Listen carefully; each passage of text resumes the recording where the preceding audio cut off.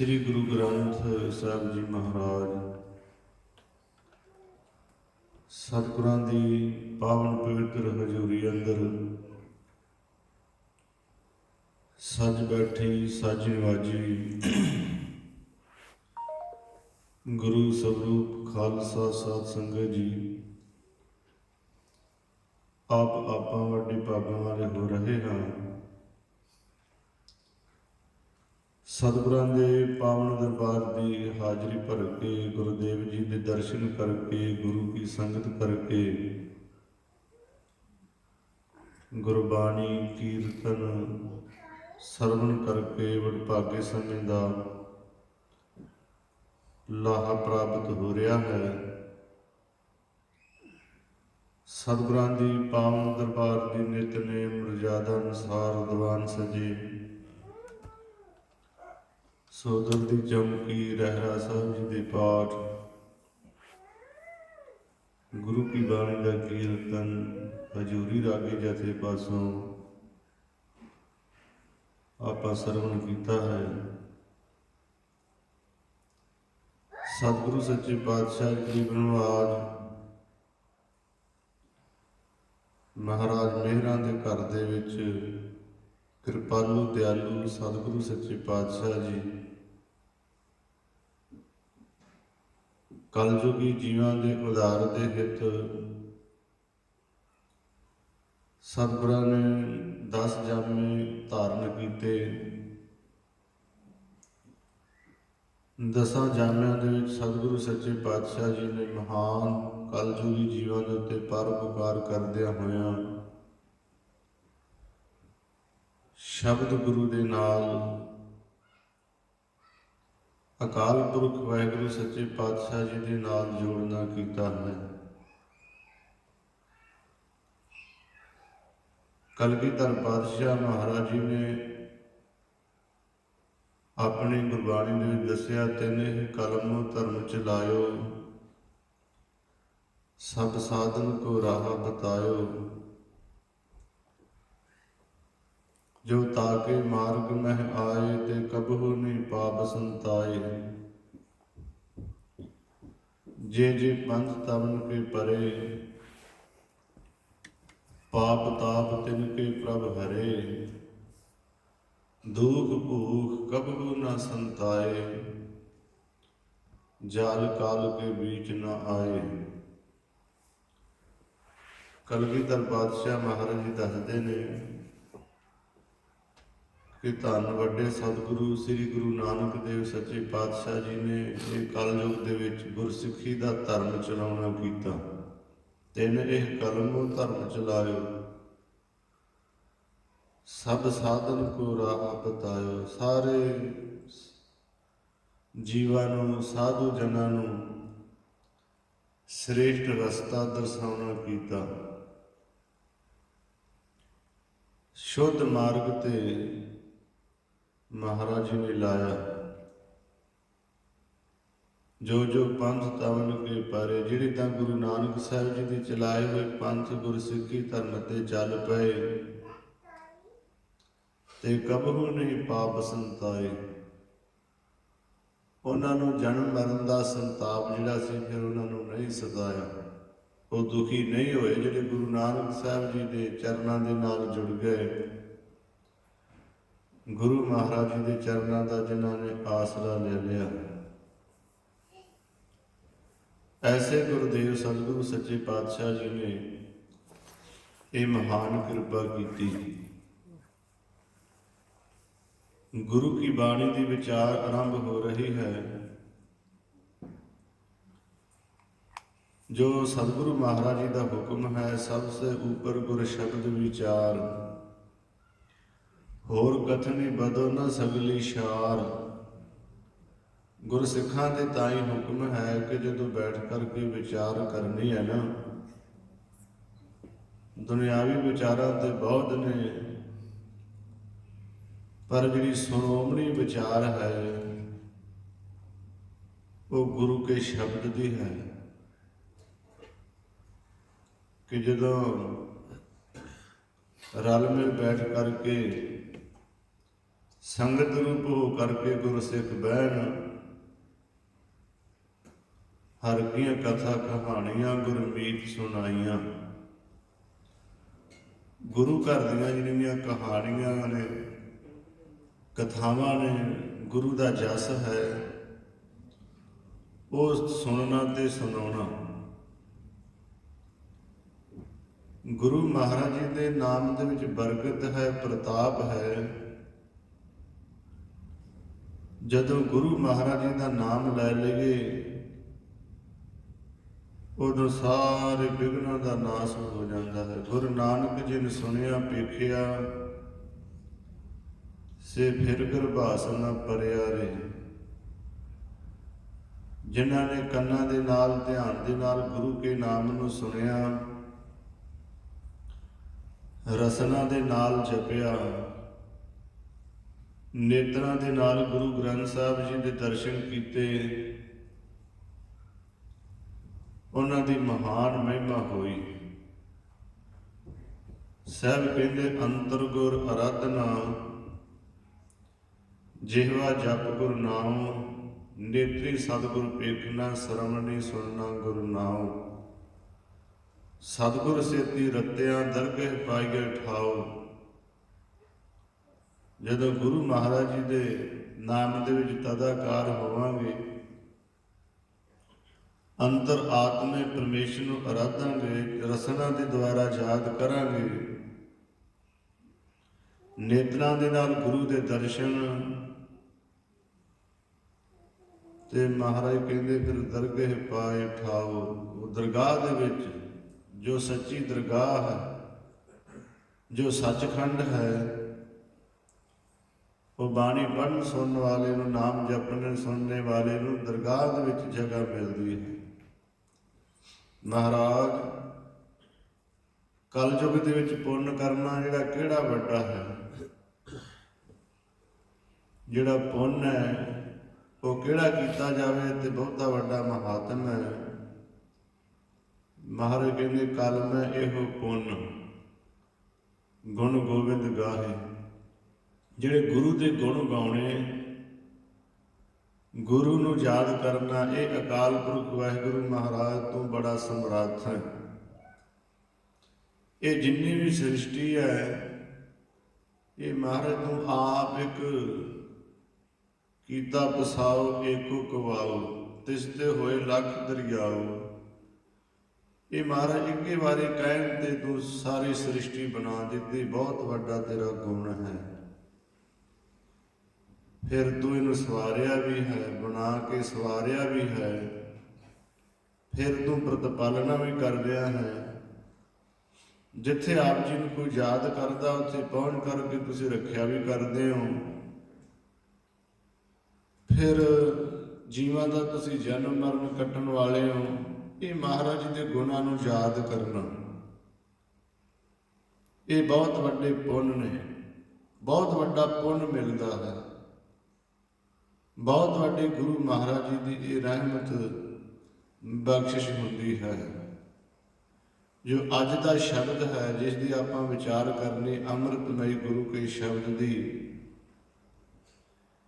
ਇਹਦੇ ਵਿੱਚ ਧੰਨ ਸ੍ਰੀ ਗੁਰੂ ਅਰਜਨ ਦੇਵ ਸੱਚੇ ਪਾਤਸ਼ਾਹ ਜੀ ਨੇ ਮਹਾਨ ਗੁਰਸਿੱਖ ਜਿਹੜੇ ਪਰਉਪਕਾਰੀ ਹੋਏ ਨੇ, ਜਿਨ੍ਹਾਂ ਨੇ ਆਣ ਕੇ ਪਰਉਪਕਾਰ ਕੀਤਾ, ਜਿਨ੍ਹਾਂ ਨੇ ਦੁਨੀਆ ਦੇ ਭਲੇ ਦੇ ਹਿੱਤ ਆਪਣੇ ਜੀਵਨ ਨੂੰ ਢਾਲਿਆ, ਆਪ ਨਾਮ ਜਪਿਆ, ਹੋਰਨਾਂ ਨੂੰ ਕਹਿ ਕੇ ਜਪਾਇਆ, ਉਹਨਾਂ ਗੁਰਸਿੱਖਾਂ ਦੀ ਮਹਾਨ ਵਡਿਆਈ ਕਰ ਰਹੇ ਨੇ। ਉਸ ਅਕਾਲ ਪੁਰਖ ਵਾਹਿਗੁਰੂ ਦੇ ਸਨਮੁਖ ਹੋ ਕੇ ਗੁਰੂ ਅਰਜਨ ਦੇਵ ਸੱਚੇ ਪਾਤਸ਼ਾਹ ਜੀ, ਹੁਣ ਜਿਵੇਂ ਮਹਾਰਾਜ ਜੀ ਸੰਤਾਂ ਭਗਤਾਂ ਦੀ, ਰੱਬ ਦੇ ਪਿਆਰਿਆਂ ਦੀ ਮਹਾਰਾਜ ਜੀ ਸੋਭਾ ਕਰ ਰਹੇ ਨੇ, ਉਹ ਆਪਾਂ ਅੱਜ ਇਸ ਸ਼ਬਦ ਦੇ ਦੁਆਰਾ ਸਰਵਣ ਕਰੀਏ।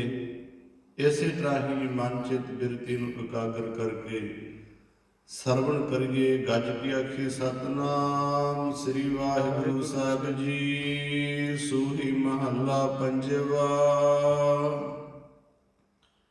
ਸੂਹੀ ਰਾਗ ਹੈ। ਸੂਹੀ ਰਾਗ ਦੇ ਵਿੱਚ ਪੰਜਵੇਂ ਪਾਤਸ਼ਾਹ ਧੰਨ ਸ੍ਰੀ ਗੁਰੂ ਅਰਜਨ ਦੇਵ ਸੱਚੇ ਪਾਤਸ਼ਾਹ ਜੀ ਇਹ ਕਿਰਪਾ ਕਰ ਰਹੇ ਹਨ। ਭਾਗ ਠੜੇ ਹਰ ਸੰਤ ਤੁਮਾਰੇ, ਜਿਨ ਘਰ ਧਨ ਹਰ ਨਾਮਾ। ਉਹ ਅਕਾਲ ਪੁਰਖ ਵਾਹਿਗੁਰੂ ਜੋ ਹਰੀ ਹੈ, ਜੋ ਸਾਰਿਆਂ ਨੂੰ ਹਰਿਆ ਭਰਿਆ ਕਰਨ ਵਾਲਾ ਹੈ। ਹਰ ਕਿਸ ਦੇ ਵਿੱਚ ਮੌਜੂਦ ਹੈ। ਹਰਨ ਕਰਨ ਵਾਲਾ, ਫਿਰ ਨਾਸ ਕਰਨ ਵਾਲਾ ਵੀ, ਸਮਰੱਥਾ ਰੱਖਣ ਵਾਲਾ ਹੈ। ਉਸ ਅਕਾਲ ਪੁਰਖ ਵਾਹਿਗੁਰੂ ਪਰਮੇਸ਼ਰ ਦੇ ਸਨਮੁਖ ਮਹਾਰਾਜ ਜੀ ਬੇਨਤੀ ਕਰ ਰਹੇ ਨੇ, ਮਹਾਰਾਜ ਭਾਗ ਠੜੇ ਹਰ ਸੰਤ ਤੁਮਾਰੇ। ਇਹ ਅਕਾਲ ਪੁਰਖ ਵਾਹਿਗੁਰੂ ਜਿਹੜੇ ਆਪ ਜੀ ਦੇ ਸੰਤ ਮਹਾਂਪੁਰਖ ਮਹਾਨ ਗੁਰਸਿੱਖ ਆਤਮਾਵਾਂ ਜੋ ਆਪ ਜੀ ਨੇ ਇਸ ਮਾਤਲੋਕ ਦੀ ਧਰਤੀ ਦੇ ਉੱਤੇ ਭੇਜੇ ਹੈ ਨਾ, ਉਹ ਭਾਗ ਠੜੇ ਨੇ, ਵੱਡਿਆਂ ਭਾਗਾਂ ਵਾਲੇ ਨੇ। ਕਿਉਂ ਕਰਕੇ ਜਿਨ ਘਰ ਧਨ ਹਰ ਨਾਮਾ, ਜਿਨ੍ਹਾਂ ਦੇ ਕੋਲ ਨਾਮ ਦਾ ਧਨ ਹੈ। ਜਿਹੜਾ ਸੰਸਾਰੀ ਪੁਰਖ ਹੈ, ਸੰਸਾਰੀ ਬੰਦਾ ਹੈ, ਉਹ ਤਾਂ ਦੁਨੀਆ ਦਾ ਧਨ ਇਕੱਠਾ ਕਰਦਾ ਹੈ ਆਪਣੇ ਸਰੀਰ ਦੇ ਸੁੱਖ ਲਈ। ਕਈ ਤਰ੍ਹਾਂ ਦੇ ਪਦਾਰਥ ਇਕੱਠੇ ਕਰਦਾ ਹੈ, ਪਰ ਜਿਹੜੀ ਮਹਾਨ ਆਤਮਾਵਾਂ ਹੁੰਦੀਆਂ ਨੇ, ਗੁਰਸਿੱਖ ਹੁੰਦੇ ਨੇ, ਮਹਾਂਪੁਰਖ ਹੁੰਦੇ ਨੇ, ਬ੍ਰਹਮ ਗਿਆਨੀ ਸੰਤ ਭਗਤ ਹੁੰਦੇ ਹੈ ਨਾ, ਉਹ ਇਹਨਾਂ ਨੂੰ ਨਾਸਵੰਤ ਸਮਝ ਕਰਕੇ ਸੰਸਾਰੀ ਪਦਾਰਥਾਂ ਤੋਂ ਕੰਮ ਤਾਂ ਜ਼ਰੂਰ ਲੈਂਦੇ ਹੈ, ਪਰ ਇਹਨਾਂ ਦੇ ਵਿੱਚ ਖਚਤ ਨਹੀਂ ਹੁੰਦੇ। ਉਹ ਕਰਦੇ ਨੇ ਨਾਮ ਧਨ ਇਕੱਠਾ, ਵਾਹਿਗੁਰੂ ਵਾਹਿਗੁਰੂ ਦਾ ਸਿਮਰਨ ਕਰਨਾ, ਗੁਰੂ ਕੀ ਸੰਗਤ ਦੀ ਸੇਵਾ ਕਰਨੀ ਤੇ ਕਰਾਉਣੀ। ਇਸੇ ਪ੍ਰਕਾਰ ਦੇ ਨਾਲ ਆਪ ਜਪੈ ਅਵਰੈ ਨਾਮ ਜਪਾਵੇ। ਆਪ ਜਪਣਾ, ਸੰਗਤ ਦੇ ਵਿੱਚ ਬਿਠਾ ਕੇ ਸੰਗਤਾਂ ਨੂੰ ਵਾਹਿਗੁਰੂ ਦੇ ਪਰਮੇਸ਼ਰ ਦੇ ਨਾਮ ਦੇ ਨਾਲ ਜੋੜਨਾ। ਮਹਾਰਾਜ ਕਹਿੰਦੇ ਜਿਨ੍ਹਾਂ ਦੇ ਕੋਲ ਨਾਮ ਦਾ ਧਨ ਹੈ ਨਾ, ਜਿਨ੍ਹਾਂ ਦੇ ਹਿਰਦੇ ਰੂਪੀ ਘਰ ਦੇ ਵਿੱਚ, ਜਿਨ੍ਹਾਂ ਨੇ ਐਨ ਮਹਾਨ ਇਕੱਠਾ ਕੀਤਾ ਹੋਇਆ ਜਪ ਜਪ ਕੇ, ਇਹ ਅਕਾਲ ਪੁਰਖ ਵਾਹਿਗੁਰੂ ਸੱਚੇ ਪਾਤਸ਼ਾਹ ਜੀ, ਉਹ ਜਿਹੜੇ ਸੰਤ ਨੇ ਵੱਡਿਆਂ ਭਾਗਾਂ ਵਾਲੇ ਨੇ। ਭਾਗ ਠੜੇ ਹਰ ਸੰਤ ਤੁਮਾਰੇ, ਜਿਨ ਘਰ ਧਨ ਹਰ ਨਾਮਾ। ਉਹਨਾਂ ਦੇ ਘਰ ਦੇ ਹਿਰਦੇ ਦੇ ਵਿੱਚ ਨਾਮ ਦਾ ਧਨ ਤੋਂ ਵੱਡਿਆਂ ਭਾਗਾਂ ਵਾਲੇ ਨੇ। ਕਿਉਂ ਕਰਕੇ ਜਿਨ੍ਹਾਂ ਦੇ ਪੱਲੇ ਦੇ ਵਿੱਚ, ਮਨ ਰੂਪੀ ਪੱਲੇ ਦੇ ਵਿੱਚ, ਬੁੱਧੀ ਰੂਪੀ ਹਿਰਦੇ ਰੂਪੀ ਪੱਲੇ ਦੇ ਵਿੱਚ ਪਰਮੇਸ਼ਰ ਦਾ ਧਨ ਇਕੱਠਾ ਕੀਤਾ ਹੋਇਆ ਹੈ ਨਾ, ਉਹ ਸ਼ਾਹਾਂ ਦਾ ਵੀ ਸ਼ਾਹ ਹੈ। ਮਹਾਰਾਜ ਕਹਿੰਦੇ ਕਿ ਜਿਨ ਕੈ ਹਿਰਦੈ ਧਨ ਵਸੈ, ਤਿਨ ਕਾ ਨਾਮ ਫਕੀਰ। ਜਿਨ ਕੈ ਹਿਰਦੈ ਤੂੰ ਵਸੈ, ਤੇ ਨਰ ਗੁਣੀ ਗਹੀਰ। ਜਿਹਦੇ ਮਨ ਦੇ ਵਿੱਚ ਸੰਸਾਰੀ ਪਦਾਰਥ ਧਨ ਵਸਦਾ ਹੈ, ਉਹ ਫਕੀਰ ਹੈ। ਮਹਾਰਾਜ ਕਹਿੰਦੇ ਕਿ ਉਹ ਫਕੀਰ ਹੈ। ਤੇ ਜਿਹਦੇ ਅੰਦਰ ਪਰਮੇਸ਼ਰ ਦਾ ਨਾਮ ਦਾ ਧਨ ਵਸਿਆ ਹੋਇਆ ਹੈ, ਉਹ ਗੁਣਾਂ ਦਾ ਗਹੀਰ ਕੀ ਖਜ਼ਾਨਾ ਹੈ, ਸਮੁੰਦਰ ਹੈ, ਉਹ ਗੁਣਾਂ ਦੀ ਖਾਨ ਹੈ, ਉਹ ਸ਼ੋਭਨੀਕ ਹੈ। ਇਸ ਵਾਸਤੇ ਇਹ ਅਕਾਲ ਪੁਰਖ ਵਾਹਿਗੁਰੂ ਸੱਚੇ ਪਾਤਸ਼ਾਹ ਜੀ ਜਿਹੜੇ ਤੁਹਾਡੇ ਸੰਤ ਨੇ, ਰੱਬ ਦੇ ਪਿਆਰੇ ਆ ਨਾ, ਉਹ ਬੜੇ ਭਾਗਾਂ ਵਾਲੇ ਨੇ, ਜਿਨ੍ਹਾਂ ਦੇ ਘਰ ਰੂਪੀ ਹਿਰਦੇ ਦੇ ਵਿੱਚ, ਹਿਰਦੇ ਰੂਪੀ ਘਰ ਦੇ ਵਿੱਚ ਉਸ ਪਰਮੇਸ਼ਰ ਦਾ ਜਿਹੜਾ ਨਾਮ ਵਸਿਆ ਹੋਇਆ ਹੈ। ਪ੍ਰਵਾਨ ਗਣੀ ਸੇ ਇਹ ਆਏ, ਸਫਲ ਤਿਨਾ ਕੇ ਕਾਮਾ। ਇਹ ਅਕਾਲ ਪੁਰਖ ਵਾਹਿਗੁਰੂ ਮਹਾਰਾਜ ਤੇਰੀ ਨਿਗਾਹ ਦੇ ਵਿੱਚ, ਤੇਰੀ ਗਿਣਤੀ ਦੇ ਵਿੱਚ ਉਹੀ ਪ੍ਰਵਾਨ ਨੇ ਜਿਨ੍ਹਾਂ ਕੋਲ ਨਾਮ ਦਾ ਧਨ ਹੈ। ਉਹੀ ਗਿਣੇ ਜਾਂਦੇ ਨੇ ਕਿ ਉਹੀ ਦੁਨੀਆ ਦੇ ਵਿੱਚ ਆਏ ਨੇ। ਗੁਰੂ ਨਾਨਕ ਸਾਹਿਬ ਜੀ ਦੁਨੀਆ ਨੂੰ ਤਾਰਦੇ ਇੱਕ ਪਿੰਡ ਦੇ ਵਿੱਚ ਗਏ ਤੇ ਮਸਾਣਾ ਮੜੀਆਂ ਦੇ ਵਿੱਚ ਮਹਾਰਾਜ ਜੀ ਬੈਠ ਗਏ, ਗੁਰੂ ਨਾਨਕ ਦੇਵ ਜੀ।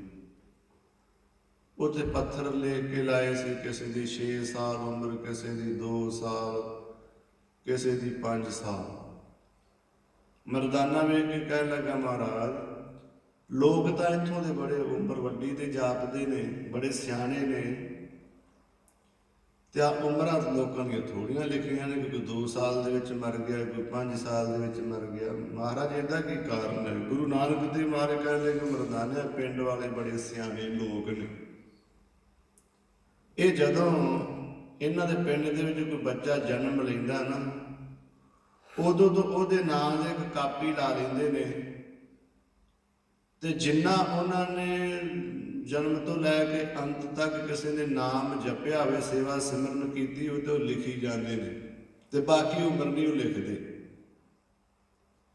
ਇਸ ਵਾਸਤੇ ਉਹ ਲੇਖੇ ਦੇ ਵਿੱਚ ਲਿਖਦੇ ਕਿ ਇੰਨਾ ਸਮਾਂ ਇਹਨੇ ਉਮਰ ਬਤੀਤ ਕੀਤੀ, ਤੇ ਇੰਨਾ ਸਮਾਂ ਇਹਨੇ ਨਾਮ ਜਪਿਆ, ਤੇ ਇਹਦਾ ਇੰਨਾ ਸਮਾਂ ਬਣ ਗਿਆ। ਤੇ ਉਹ ਜਿਹੜਾ ਸਮਾਂ ਉਹ ਇਹ ਹੁਣ ਮਸਾਣਾ ਦੇ ਵਿੱਚ ਲਿਖਿਆ ਹੈ ਕਿ ਇਹਦਾ ਇਹੋ ਹੀ ਸਮਾਂ ਜਿਹੜਾ ਸਫਲ ਹੋਇਆ ਹੈ, ਬਾਕੀ ਧੰਦਿਆਂ ਦੇ ਵਿੱਚ ਗਵਾ ਕੇ ਚਲੇ ਗਿਆ। ਸੋ ਇਸ ਵਾਸਤੇ ਕਹਿੰਦੇ ਕਿ ਸਮਾਂ ਉਹੀ ਪ੍ਰਵਾਨ ਹੁੰਦਾ ਹੈ, ਆਏ ਦਾ ਉਹੀ ਸਫਲ ਹੁੰਦਾ ਹੈ, ਜਿਨ੍ਹਾਂ ਦੇ ਇਹ ਨਾਮ ਦੇ ਕੀਤੀ ਹੋਈ ਸੇਵਾ ਸਿਮਰਨ ਜਿਹੜਾ ਹੈ ਨਾ, ਉਹ ਫਲ ਦੇ ਸਹਿਤ ਹੋਵੇ, ਨਾਮ ਜਪਣ ਦੇ ਸਹਿਤ ਹੋਵੇ, ਸੇਵਾ ਸਿਮਰਨ ਦੇ ਵਿੱਚ ਸਹਿਤ ਹੋਵੇ। ਉਹੀ ਦੁਨੀਆ ਦੇ ਉੱਤੇ ਮਹਾਰਾਜ ਕਹਿੰਦੇ ਅਕਾਲ ਪੁਰਖ ਵਾਹਿਗੁਰੂ ਤੇਰੀ ਗਿਣਤੀ ਦੇ ਵਿੱਚ ਮਨੁੱਖ ਆਉਂਦਾ ਹੈ। ਮੇਰੇ ਰਾਮ ਹਰ ਜਨ ਕੈ ਹਉ ਬਲ ਜਾਈ।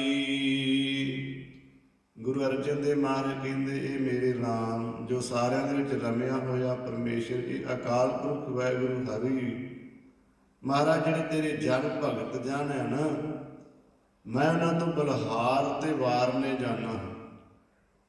ਕਿਉਂ ਕਰਕੇ ਕੇਸਾਂ ਕਾ ਕਰ ਚਵਰ ਡੁਲਾਵਾਂ, ਚਰਨ ਧੂੜ ਮੁਖ ਲਾਈ। ਇਹ ਅਕਾਲ ਪੁਰਖ ਵਾਹਿਗੁਰੂ ਸੱਚੇ ਪਾਤਸ਼ਾਹ ਜੀ ਜੇ ਤੇਰੇ ਕਿਤੇ ਭਗਤ ਪਿਆਰੇ ਮੈਨੂੰ ਮਿਲ ਜਾਣ ਨਾ, ਤੇ ਮੈਂ ਆਪਣੇ ਕੇਸਾਂ ਦੇ ਨਾਲ ਉਹਦੇ ਸਿਰ ਦੇ ਉੱਤੇ ਚੌਰ ਕਰਾਂ, ਉਹਦੀ ਸੇਵਾ ਕਰਾਂ। ਇਸ ਵਾਸਤੇ ਚਰਨ ਧੂੜ ਮੁਖ ਲਾਈ। ਉਸ ਗੁਰਸਿੱਖ ਦੀ, ਮਹਾਂਪੁਰਖ ਦੀ ਜਿਹੜੀ ਧੂੜੀ ਹੈ ਨਾ, ਉਹ ਮੈਂ ਆਪਣੇ ਮੁਖ ਦੇ ਉੱਤੇ ਲਾਵਾਂ। ਮੈਨੂੰ ਐਸੇ ਗੁਰਸਿੱਖ ਦੇ, ਆਪ ਜੀ ਦੇ ਰੱਬ ਦੇ ਪਿਆਰਿਆਂ ਤੋਂ ਮੈਂ ਬਲਹਾਰ ਜਾਣਾ ਹਾਂ। ਜਨ ਨਾਨਕ ਧੂੜ ਮੰਗੈ ਗੁਰਸਿੱਖ ਕੀ, ਜੋ ਆਪ ਜਪੈ ਅਬਰੈ ਨਾਮ ਜਪਾਵੇ। ਮਹਾਰਾਜ ਕਹਿੰਦੇ ਐਸੇ ਗੁਰਸਿੱਖਾਂ ਦੀ ਅਸੀਂ ਚਰਨਾਂ ਦੀ ਧੂੜੀ ਚਾਹੁੰਦੇ ਹਾਂ, ਜਿਹੜੇ ਆਪ ਨਾਮ ਜਪਦੇ ਐ ਤੇ ਹੋਰਨਾਂ ਨੂੰ ਜਪਾਉਂਦੇ ਨੇ। ਗੁਰਸਿੱਖਾਂ ਕੀ ਹਰ ਧੂੜ ਦੇਹ, ਹਮ ਪਾਪੀ ਪੀਗਤ ਪਾਹੇ। ਸਾਨੂੰ ਐਸੇ ਗੁਰਸਿੱਖਾਂ ਦੀ ਧੂੜੀ ਦੇਣਾ ਕਰ, ਜਿਸ ਕਰਕੇ ਸਾਡੇ ਵਰਗੇ ਜਿਹੜੇ ਪਾਪੀ ਹੈ, ਇਹ ਆ ਮਹਾਰਾਜ ਜੀ ਆਪਾਂ ਨੂੰ ਬੇਨਤੀ ਕਰਨ ਦਾ ਢੰਗ ਦਰਸਾ ਰਹੇ ਨੇ ਕਿ ਐਸੇ ਗੁਰਸਿੱਖਾਂ ਦੀ ਧੂੜੀ ਜਿਹੜੀ ਲੋਚਨਾ ਕਰੋ। ਮਹਾਰਾਜ ਕਹਿੰਦੇ ਮਹਾਰਾਜ ਅਕਾਲ ਪੁਰਖ ਵਾਹਿਗੁਰੂ ਤੇਰੇ ਰੱਬ ਦੇ ਪਿਆਰਿਆਂ ਤੇ ਮੈਂ ਕੇਸਾਂ ਦਾ ਜਿਹੜਾ ਚੌਰ ਬਣਾ ਕੇ ਤੇ ਉਹਨਾਂ ਦੇ ਉੱਤੇ ਕਰਾਂ, ਉਹਨਾਂ ਦੇ ਚਰਨਾਂ ਦੀ ਧੂੜੀ ਲਾਵਾਂ। ਬਾਬਾ ਸ੍ਰੀ ਚੰਦ ਜੀ ਸ੍ਰੀ ਗੁਰੂ ਰਾਮਦਾਸ ਸਾਹਿਬ ਜੀ ਦੇ ਕੋਲ ਆਏ, ਦਰਸ਼ਨ ਕੀਤੇ। ਗੁਰਦੇਵ ਜੀ ਦਾ ਦਾੜਾ ਬੜਾ ਪ੍ਰਕਾਸ਼ ਸੀ, ਬਹੁਤ ਲੰਮਾ ਸੀ। ਬਾਬਾ ਸ੍ਰੀ ਚੰਦ ਜੀ ਕਹਿਣ ਲੱਗੇ, ਮਹਾਰਾਜ ਦਾੜਾ ਐਡਾ ਵੱਡਾ ਕਿਉਂ ਵਧਾਇਆ? ਨਿਮਰਤਾ ਦੇ ਸਹਿਤ ਹੋ ਕੇ ਕਹਿਣ ਲੱਗੇ, ਬਾਬਾ ਜੀ ਤੁਹਾਡੇ ਵਰਗੇ ਮਹਾਂਪੁਰਖਾਂ ਦੇ ਚਰਨਾਂ ਨੂੰ ਸਾਫ਼ ਕਰਨ ਵਾਸਤੇ, ਤੁਹਾਡੇ ਵਰਗੇ ਮਹਾਂਪੁਰਖਾਂ ਦੇ ਚਰਨਾਂ ਦੇ ਜੋੜੇ ਸਾਫ਼ ਕਰਨ ਵਾਸਤੇ ਐਸਾ ਦਾੜਾ ਵਧਾਇਆ। ਕਹਿਣ ਲੱਗੇ ਇਸੇ ਨਿਮਰਤਾ ਨੇ ਤਾਂ ਤੁਹਾਨੂੰ ਗੁਰੂ ਨਾਨਕ ਸਾਹਿਬ ਜੀ ਦਾ ਤਖਤ ਤੇ ਬਿਠਾ ਦਿੱਤਾ ਹੈ, ਮਾਣ ਕੀਤਾ। ਸੋ ਇਸ ਤੇ ਮਹਾਰਾਜ ਕਹਿੰਦੇ ਕਿ ਐਸੇ ਰੱਬ ਦੇ ਪਿਆਰਿਆਂ ਦੇ ਚਰਨਾਂ ਦੇ ਸੀ ਕੇਸਾਂ ਦਾ ਚੌਰ ਬਣਾ ਕੇ ਤੇ ਮੈਂ ਢਲਾਵਾਂ, ਚੌਰ ਕਰਾਂ, ਤੇ ਉਹਨਾਂ ਦੇ ਚਰਨਾਂ ਦੀ ਜਿਹੜੀ ਚਰਨ ਧੂੜ ਹੈ ਉਹ ਆਪਣੇ ਮੁਖ ਦੇ ਉੱਤੇ ਲਾਵਾਂ। ਰਹਾਉ ਜਨਮ ਮਰਨ ਦੋਹੁ ਮੈਂ ਨਾਹੀ, ਜਨ ਪਰ ਉਪਕਾਰੀ ਆਏ। ਮਹਾਰਾਜ ਕਹਿੰਦੇ ਇਹ ਅਕਾਲ ਪੁਰਖ ਵਾਹਿਗੁਰੂ ਜਿਹੜੇ ਤੂੰ ਆਪ ਤੇ ਜਨ ਰੱਬ ਦੇ ਪਿਆਰੇ ਭਗਤ ਤੋਂ ਦੁਨੀਆ ਦੇ ਉੱਤੇ ਭੇਜਦਾ ਹੈ ਨਾ, ਉਹ ਕੋਈ ਕਰਮਾਂ ਦੇ ਬੰਦੇ ਨਹੀਂ ਹੁੰਦੇ, ਉਹ ਕਿ ਆਪਣੇ ਕਰਮਾਂ ਦੇ ਅਨੁਸਾਰ ਕੋਈ ਜੂਨ ਭੋਗਣ ਆਉਂਦੇ ਨੇ, ਕੋਈ ਜੂਨ ਕੱਟਣ ਆਉਂਦੇ ਨਹੀਂ। ਜੰਮਣ ਮਰਨੋਂ ਬਾਹਰੇ ਪਰ ਉਪਕਾਰੀ ਜਗ ਮਹਿ ਆਏ। ਇਹ ਭਾਈ ਗੁਰਦਾਸ ਜੀ ਨੇ ਵੀ ਦੱਸਿਆ ਹੈ ਕਿ ਜਿਹੜੇ ਰੱਬ ਦੇ ਪਿਆਰੇ ਹੁੰਦੇ ਆ ਨਾ, ਉਹ ਜਨਮ ਮਰਨ ਤੋਂ ਜਿਹੜੇ ਬਾਹਰੇ ਹੁੰਦੇ ਨੇ, ਬਾਹਰ ਹੁੰਦੇ ਨੇ, ਤੇ ਜੇ ਆਉਂਦੇ ਵੀ ਆ ਮਾਤ ਲੋਕ ਦੀ ਧਰਤੀ ਤੇ ਪਰ ਉਪਕਾਰ ਵਾਸਤੇ ਆਉਂਦੇ, ਦੁਨੀਆ ਦਾ ਭਲਾ ਕਰਨ ਵਾਸਤੇ, ਰੱਬ ਦੇ ਘਰ ਦੀ ਜਿਹੜੀ ਗੱਲ ਸੁਣਾਉਣ ਵਾਸਤੇ ਆਉਂਦੇ ਨੇ। ਬਾਬਾ ਵੀਰ ਸਿੰਘ ਜੀ ਦਾ ਅੱਜ ਜਨਮ ਦਿਨ ਹੈ। ਬਾਬਾ ਵੀਰ ਸਿੰਘ ਜੀ ਬਹੁਤ ਵੱਡੇ ਪਰਉਪਕਾਰੀ ਹੋਏ। ਜਦੋਂ ਇਹਨਾਂ ਦਾ ਜਨਮ ਹੋਇਆ, ਗੱਗੋਬੂਹਾ ਨਗਰ ਹੈ, ਤੇ ਜਦੋਂ ਮਾਤਾ ਦਾ ਜਨਮ ਦੇਣ ਦਾ ਸਮਾਂ ਆਇਆ ਤੇ ਅਜੇ ਕਹਿੰਦੇ ਦਾਈ ਨਹੀਂ ਸੀ ਪਹੁੰਚੀ ਤੇ ਜਨਮ ਪਹਿਲਾਂ ਹੀ ਹੋ ਗਿਆ। ਮਾਤਾ ਨੂੰ ਪਤਾ ਹੀ ਨਹੀਂ ਲੱਗਾ ਤੇ ਗੋਦ ਦੇ ਵਿੱਚ ਖੇਡ ਰਹੇ ਸੀ। ਏਡੀ ਵੱਡੀ ਉੱਚੀ ਜੀਵਨੀ ਵਾਲੇ ਸੀ ਬਾਬਾ ਵੀਰ ਸਿੰਘ। ਇਸ ਗੱਲ ਦੀ ਬੜੀ ਚਰਚਾ ਹੋਈ। ਜਨਮ ਤੋਂ ਹੀ ਮਸਤ ਸੁਭਾਅ, ਭਗਤੀ ਬੰਦਗੀ ਵਾਲਾ। ਜਦੋਂ ਕੁਝ ਜਵਾਨ ਹੋਏ, ਕੋਈ ਪ੍ਰੇਮੀ ਜਾ ਰਹੇ ਸੀ ਯਾਤਰੂ ਤੇ ਠੰਡ ਬੜੀ ਸੀ, ਤਾਂ ਹੋਰ ਤਾਂ ਘਰ ਦੇ ਵਿੱਚ ਕੁਝ ਲੱਭਣਾ ਤੇ ਘਰ ਦਾ ਬੂਹਾ ਹੀ ਖੇਡ ਕੇ ਲੈ ਗਏ ਤੇ ਉਹਨਾਂ ਨੂੰ ਦੇ ਦਿੱਤਾ ਜਾ ਕੇ, ਅੱਗ ਸਿਖਾ ਦਿੱਤੀ ਕਿ ਤੁਹਾਡੀ ਠੰਡ ਦੂਰ ਹੋ ਜਾਵੇ। ਮਾਤਾ ਨੇ ਝਿੜਕਿਆ ਕਿ ਤੂੰ ਸਾਡੇ ਘਰ ਦਾ ਨੁਕਸਾਨ ਕੀਤਾ, ਤੂੰ ਸਾਡੇ ਜੋਗਾ ਨਹੀਂ ਰਿਹਾ। ਪਰ ਉਹਨਾਂ ਦਾ ਸੁਭਾਅ ਸੀ ਪਰਉਪਕਾਰੀ। ਇੱਥੇ ਮਹਾਰਾਜ ਕਹਿੰਦੇ ਕਿ ਜਿਹੜੇ ਭਗਤ ਹੁੰਦੇ ਨਾ ਰੱਬ ਦੇ ਪਿਆਰੇ, ਉਹ ਪਰਉਪਕਾਰ ਵਾਸਤੇ ਹੁੰਦੇ। ਜਨਮ ਮਰਨ ਦੋਹੂ ਮੈਂ ਨਾਹੀ, ਦੋਨਾਂ ਦੇ ਵਿੱਚ ਨਹੀਂ, ਨਾ ਉਹ ਜਨਮ ਦੇ ਤੇ ਨਾ ਮਰਨ ਦੇ ਵਿੱਚ ਹੁੰਦੇ ਨੇ।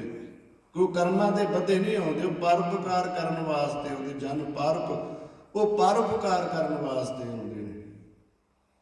ਗੁਰੂ ਅਰਜਨ ਦੇਵ ਜੀ ਦੀ ਹਾਜ਼ਰੀ ਦੇ ਵਿੱਚ ਸੱਤਾ ਬਲਵੰਡਾ ਕੀਰਤਨ ਕਰਦੇ ਸੀ, ਹੰਕਾਰ ਹੋ ਗਿਆ।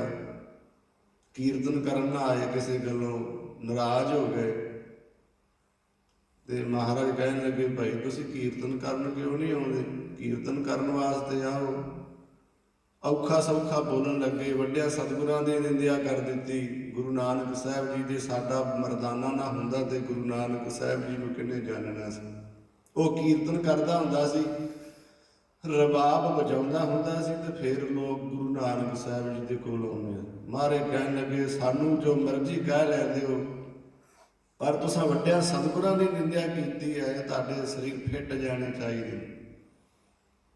ਸਰੀਰ ਤੇ ਕੋੜ ਹੋ ਗਿਆ ਸਿੱਖਾਂ ਦੇ। ਤਾਂ ਹੀ ਮਹਾਰਾਜ ਕਹਿਣ ਲੱਗੇ, ਇਹਨਾਂ ਨੂੰ ਕੋਈ ਮੂੰਹ ਨਾ ਲਾਵੇ, ਇਹਨਾਂ ਵੱਡਿਆਂ ਸਤਿਗੁਰਾਂ ਦੀ ਨਿੰਦਿਆ ਕੀਤੀ ਹੈ ਤੇ ਜਿਹੜਾ ਇਹਨਾਂ ਨੂੰ ਬਖਸ਼ਾਵੇਗਾ, ਕੋਈ ਮਾਫੀ ਇਹਨਾਂ ਦੀ ਕੋਈ ਹਾਮੀ ਭਰੇਗਾ ਨਾ, ਉਹਨੂੰ ਗਧੇ ਤੇ ਚੜਾ ਕੇ ਕਾਲਾ ਮੂੰਹ ਕਰਾਂਗੇ ਉਹਦਾ। ਹੁਣ ਜਦੋਂ ਵੀ ਅੰਮ੍ਰਿਤਸਰ ਦੇ ਵਿੱਚ ਬਾਹਰ ਨਿਕਲਦੇ ਲੋਕ ਦਰਵਾਜ਼ੇ ਬੰਦ ਕਰ ਲੈਂਦੇ, ਇਹਨਾਂ ਨੂੰ ਮੱਥੇ ਹੀ ਨਹੀਂ ਲੱਗਦੇ। ਸਰੀਰ ਦੇ ਉੱਤੇ ਕੋੜ ਹੋਣਾ ਸ਼ੁਰੂ ਹੋ ਗਿਆ, ਕੋਈ ਬਾਤ ਨਹੀਂ ਪੁੱਛਦਾ। ਫਿਰ ਇਹਨਾਂ ਨੇ ਸੋਚਿਆ ਕਿ ਲਾਹੌਰ ਦੇ ਵਿੱਚ ਜਾਂਦੇ ਆ, ਉੱਥੇ ਭਾਈ ਦੱਤਾ ਜੀ ਹੋ ਗਏ ਮਹਾਂਪੁਰਖ ਪਰਉਪਕਾਰੀ ਨੇ, ਉਹਨਾਂ ਨੂੰ ਬੇਨਤੀ ਕਰਦੇ। ਲਾਹੌਰ ਦੇ ਵਿੱਚ ਚਲੇ ਗਏ।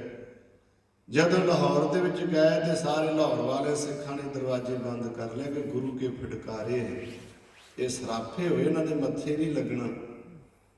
ਕੋਈ ਇਹਨਾਂ ਨੂੰ ਜਿਹੜਾ ਮੂੰਹ ਲਾ ਕੇ ਖੁਸ਼ ਨਾ ਹੋਇਆ। ਚੱਲਦੇ ਚੱਲਦੇ ਭਾਈ ਬਾਬਾ ਲੱਧਾ ਜੀ ਜਿੱਥੇ ਘਰ ਸੀ ਉੱਥੇ ਚਲੇ ਗਏ ਤੇ ਪਹਿਲਾਂ ਤੇ ਬਾਬਾ ਲੱਧਾ ਜੀ ਨੇ ਵੀ ਦਰਵਾਜ਼ਾ ਬੰਦ ਕਰ ਲਿਆ ਕਿ ਗੁਰੂ ਦਾ ਹੁਕਮ ਹੈ, ਇਹਨਾਂ ਦੇ ਮੱਥੇ ਨਹੀਂ ਲੱਗਣਾ।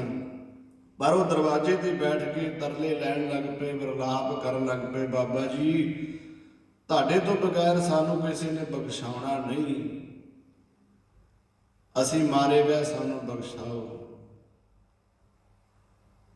ਤੇ ਫਿਰ ਕਹਿੰਦੇ ਬਾਬੇ ਭਾਈ ਲੱਧਾ ਜੀ ਨੇ, ਪਰਉਪਕਾਰੀ ਉਹਨਾਂ ਦਾ ਨਾਂ ਹੀ ਪਰਉਪਕਾਰੀ ਸੀ, ਦਰਵਾਜ਼ਾ ਖੋਲ੍ਹਿਆ, ਘਰ ਦੇ ਵਿੱਚ ਬਿਠਾਇਆ, ਕਹਿਣ ਲੱਗੇ ਚਿੰਤਾ ਨਾ ਕਰੋ, ਮੈਂ ਗੁਰੂ ਸਾਹਿਬ ਜੀ ਨੂੰ ਬੇਨਤੀ ਕਰ ਦੇਵਾਂਗਾ। ਜਦੋਂ ਲਾਹੌਰ ਤੋਂ ਭਾਈ ਲੱਧਾ ਜੀ ਤੁਰ ਪਏ ਤਾਂ ਜਦੋਂ ਨਾਲ ਲੈ ਕੇ ਆਏ, ਅੰਮ੍ਰਿਤਸਰ ਦੇ ਵਿੱਚ ਪ੍ਰਵੇਸ਼ ਹੋਣਾ ਸੀ ਤੇ ਸਤਿਗੁਰਾਂ ਦੇ ਹੁਕਮ ਦਾ ਪਤਾ ਸੀ ਕਿ ਜਿਹੜਾ ਇਹਨਾਂ ਨੂੰ ਬਖਸ਼ਾਉਣ ਵਾਸਤੇ ਆਵੇ, ਸਾਡੇ ਕੋਲ ਕੋਈ ਸਿਫਾਰਿਸ਼ ਕਰੇਗਾ, ਉਹਦਾ ਕਾਲਾ ਮੂੰਹ ਕਰਾਂਗੇ, ਗਧੇ ਤੇ ਚੜਾਵਾਂਗੇ। ਭਾਈ ਲੱਧਾ ਜੀ ਨੇ ਸੋਚਿਆ ਗੁਰੂ ਦਾ ਬਚਨ ਪਹਿਲਾਂ ਹੀ ਪੂਰਾ ਕਰ ਲਈਏ, ਇੱਕ ਗਧਾ ਮੰਗਵਾ ਲਿਆ, ਆਪਣਾ ਮੁੱਖ ਕਾਲਾ ਕਰ ਲਿਆ ਤੇ ਉੱਤੇ ਬਹਿ ਗਏ। ਤੇ ਨਾਲ ਹੋਰ ਕਈ ਲੋਕ, ਦੋਵੇਂ ਜਾਣੇ ਨਾਲ ਇੱਕ ਢੋਲ ਲੈ ਲਿਆ। ਜਦੋਂ ਢੋਲ ਵੱਜਦਾ ਆਵੇ, ਰੌਲਾ ਜਿਹਾ ਪੈਂਦਾ ਆਵੇ, ਗੁਰੂ ਅਰਜਨ ਦੇਵ ਮਹਾਰਾਜ ਸਿੱਖਾਂ ਨੂੰ ਕਹਿਣ ਲੱਗੇ, ਕੀ ਢੋਲ ਦੀ ਆਵਾਜ਼ ਕਾਹਦੀ ਆ ਰਹੀ ਹੈ? ਕਹਿਣ ਲੱਗੇ, ਜੀ ਬਾਬਾ ਲੱਧਾ ਜੀ ਪਰਉਪਕਾਰੀ ਸੱਤੇ ਤੇ ਬਲਵੰਡੇ ਨੇ ਪਰਉਪਕਾਰ ਦਾ ਸੁਭਾਅ ਲੈ ਕੇ ਆਏ ਨੇ, ਬਖਸ਼ਾਉਣ ਵਾਸਤੇ ਆਏ ਨੇ, ਤੇ ਉਹਨਾਂ ਨੇ ਆਪ ਜੀ ਦਾ ਬਚਨ ਪੂਰਾ ਕਰਨ ਵਾਸਤੇ ਪਹਿਲਾਂ ਹੀ ਗਧੇ ਤੇ ਚੜੇ ਨੇ। ਜੋ ਸਤਿਗੁਰਾਂ ਨੇ ਸੁਣਿਆ, ਨੇਤਰਾਂ ਦੇ ਵਿੱਚ ਜਲ ਆ ਗਿਆ। ਬੜੀ ਛੇਤੀ ਦੇ ਨਾਲ ਗੁਰੂ ਅਰਜਨ ਦੇਵ ਸੱਚੇ ਪਾਤਸ਼ਾਹ ਜੀ ਆਸਣ ਤੋਂ ਉੱਠੇ, ਸੰਗਤਾਂ ਦੇ ਵਿੱਚੋਂ ਉੱਠੇ, ਅੱਗੇ ਚਲੇ ਗਏ। ਭਾਈ ਲੱਧਾ ਜੀ ਨੂੰ ਗਧੇ ਤੋਂ ਉਤਾਰਿਆ, ਜੱਫੀ ਦੇ ਵਿੱਚ ਲੈ ਲਿਆ। ਸਤਿਗੁਰੂ ਜੀ ਵੀ ਵਿਰਾਗਮਈ ਨੇਤਰ ਹੋ ਗਏ ਕਿ ਭਾਈ ਲੱਧਾ ਜੀ, ਤੁਸੀਂ ਇਹ ਕਿਉਂ ਕੀਤਾ? ਤੁਸੀਂ ਸਾਨੂੰ ਸਿੱਧਾ ਹੀ ਆਣ ਕੇ ਕਹਿ ਦਿੰਦੇ ਇਹਨਾਂ ਨੂੰ ਬਖਸ਼ ਦਿਓ ਤੇ ਅਸੀਂ ਬਖਸ਼ ਦੇਣਾ ਸੀਗਾ। ਕਹਿਣ ਲੱਗਾ, ਮਹਾਰਾਜ ਆਪ ਜੀ ਦਾ ਬਚਨ ਵੀ ਪੂਰਾ ਹੋਣਾ ਚਾਹੀਦਾ ਸੀ ਨਾ, ਜੋ ਆਪ ਜੀ ਨੇ ਬਚਨ ਕੀਤਾ ਹੈ। ਫਿਰ ਉਹਨਾਂ ਨੂੰ ਬਖਸ਼ਾਇਆ ਤੇ ਮਹਾਰਾਜ ਕਹਿਣ ਲੱਗੇ, ਜਿਸ ਤਰ੍ਹਾਂ ਇਹਨਾਂ ਨੇ ਗੁਰੂ ਮਹਾਰਾਜ ਵੱਡਿਆਂ ਦੀ ਨਿੰਦਿਆ ਕੀਤੀ, ਉਸ ਤਰ੍ਹਾਂ ਹੀ ਉਸਤਤ ਕਰਨ, ਵੱਡਿਆਂ ਸਤਿਗੁਰਾਂ ਦੀ ਸ਼ੋਭਾ ਕਰਨ।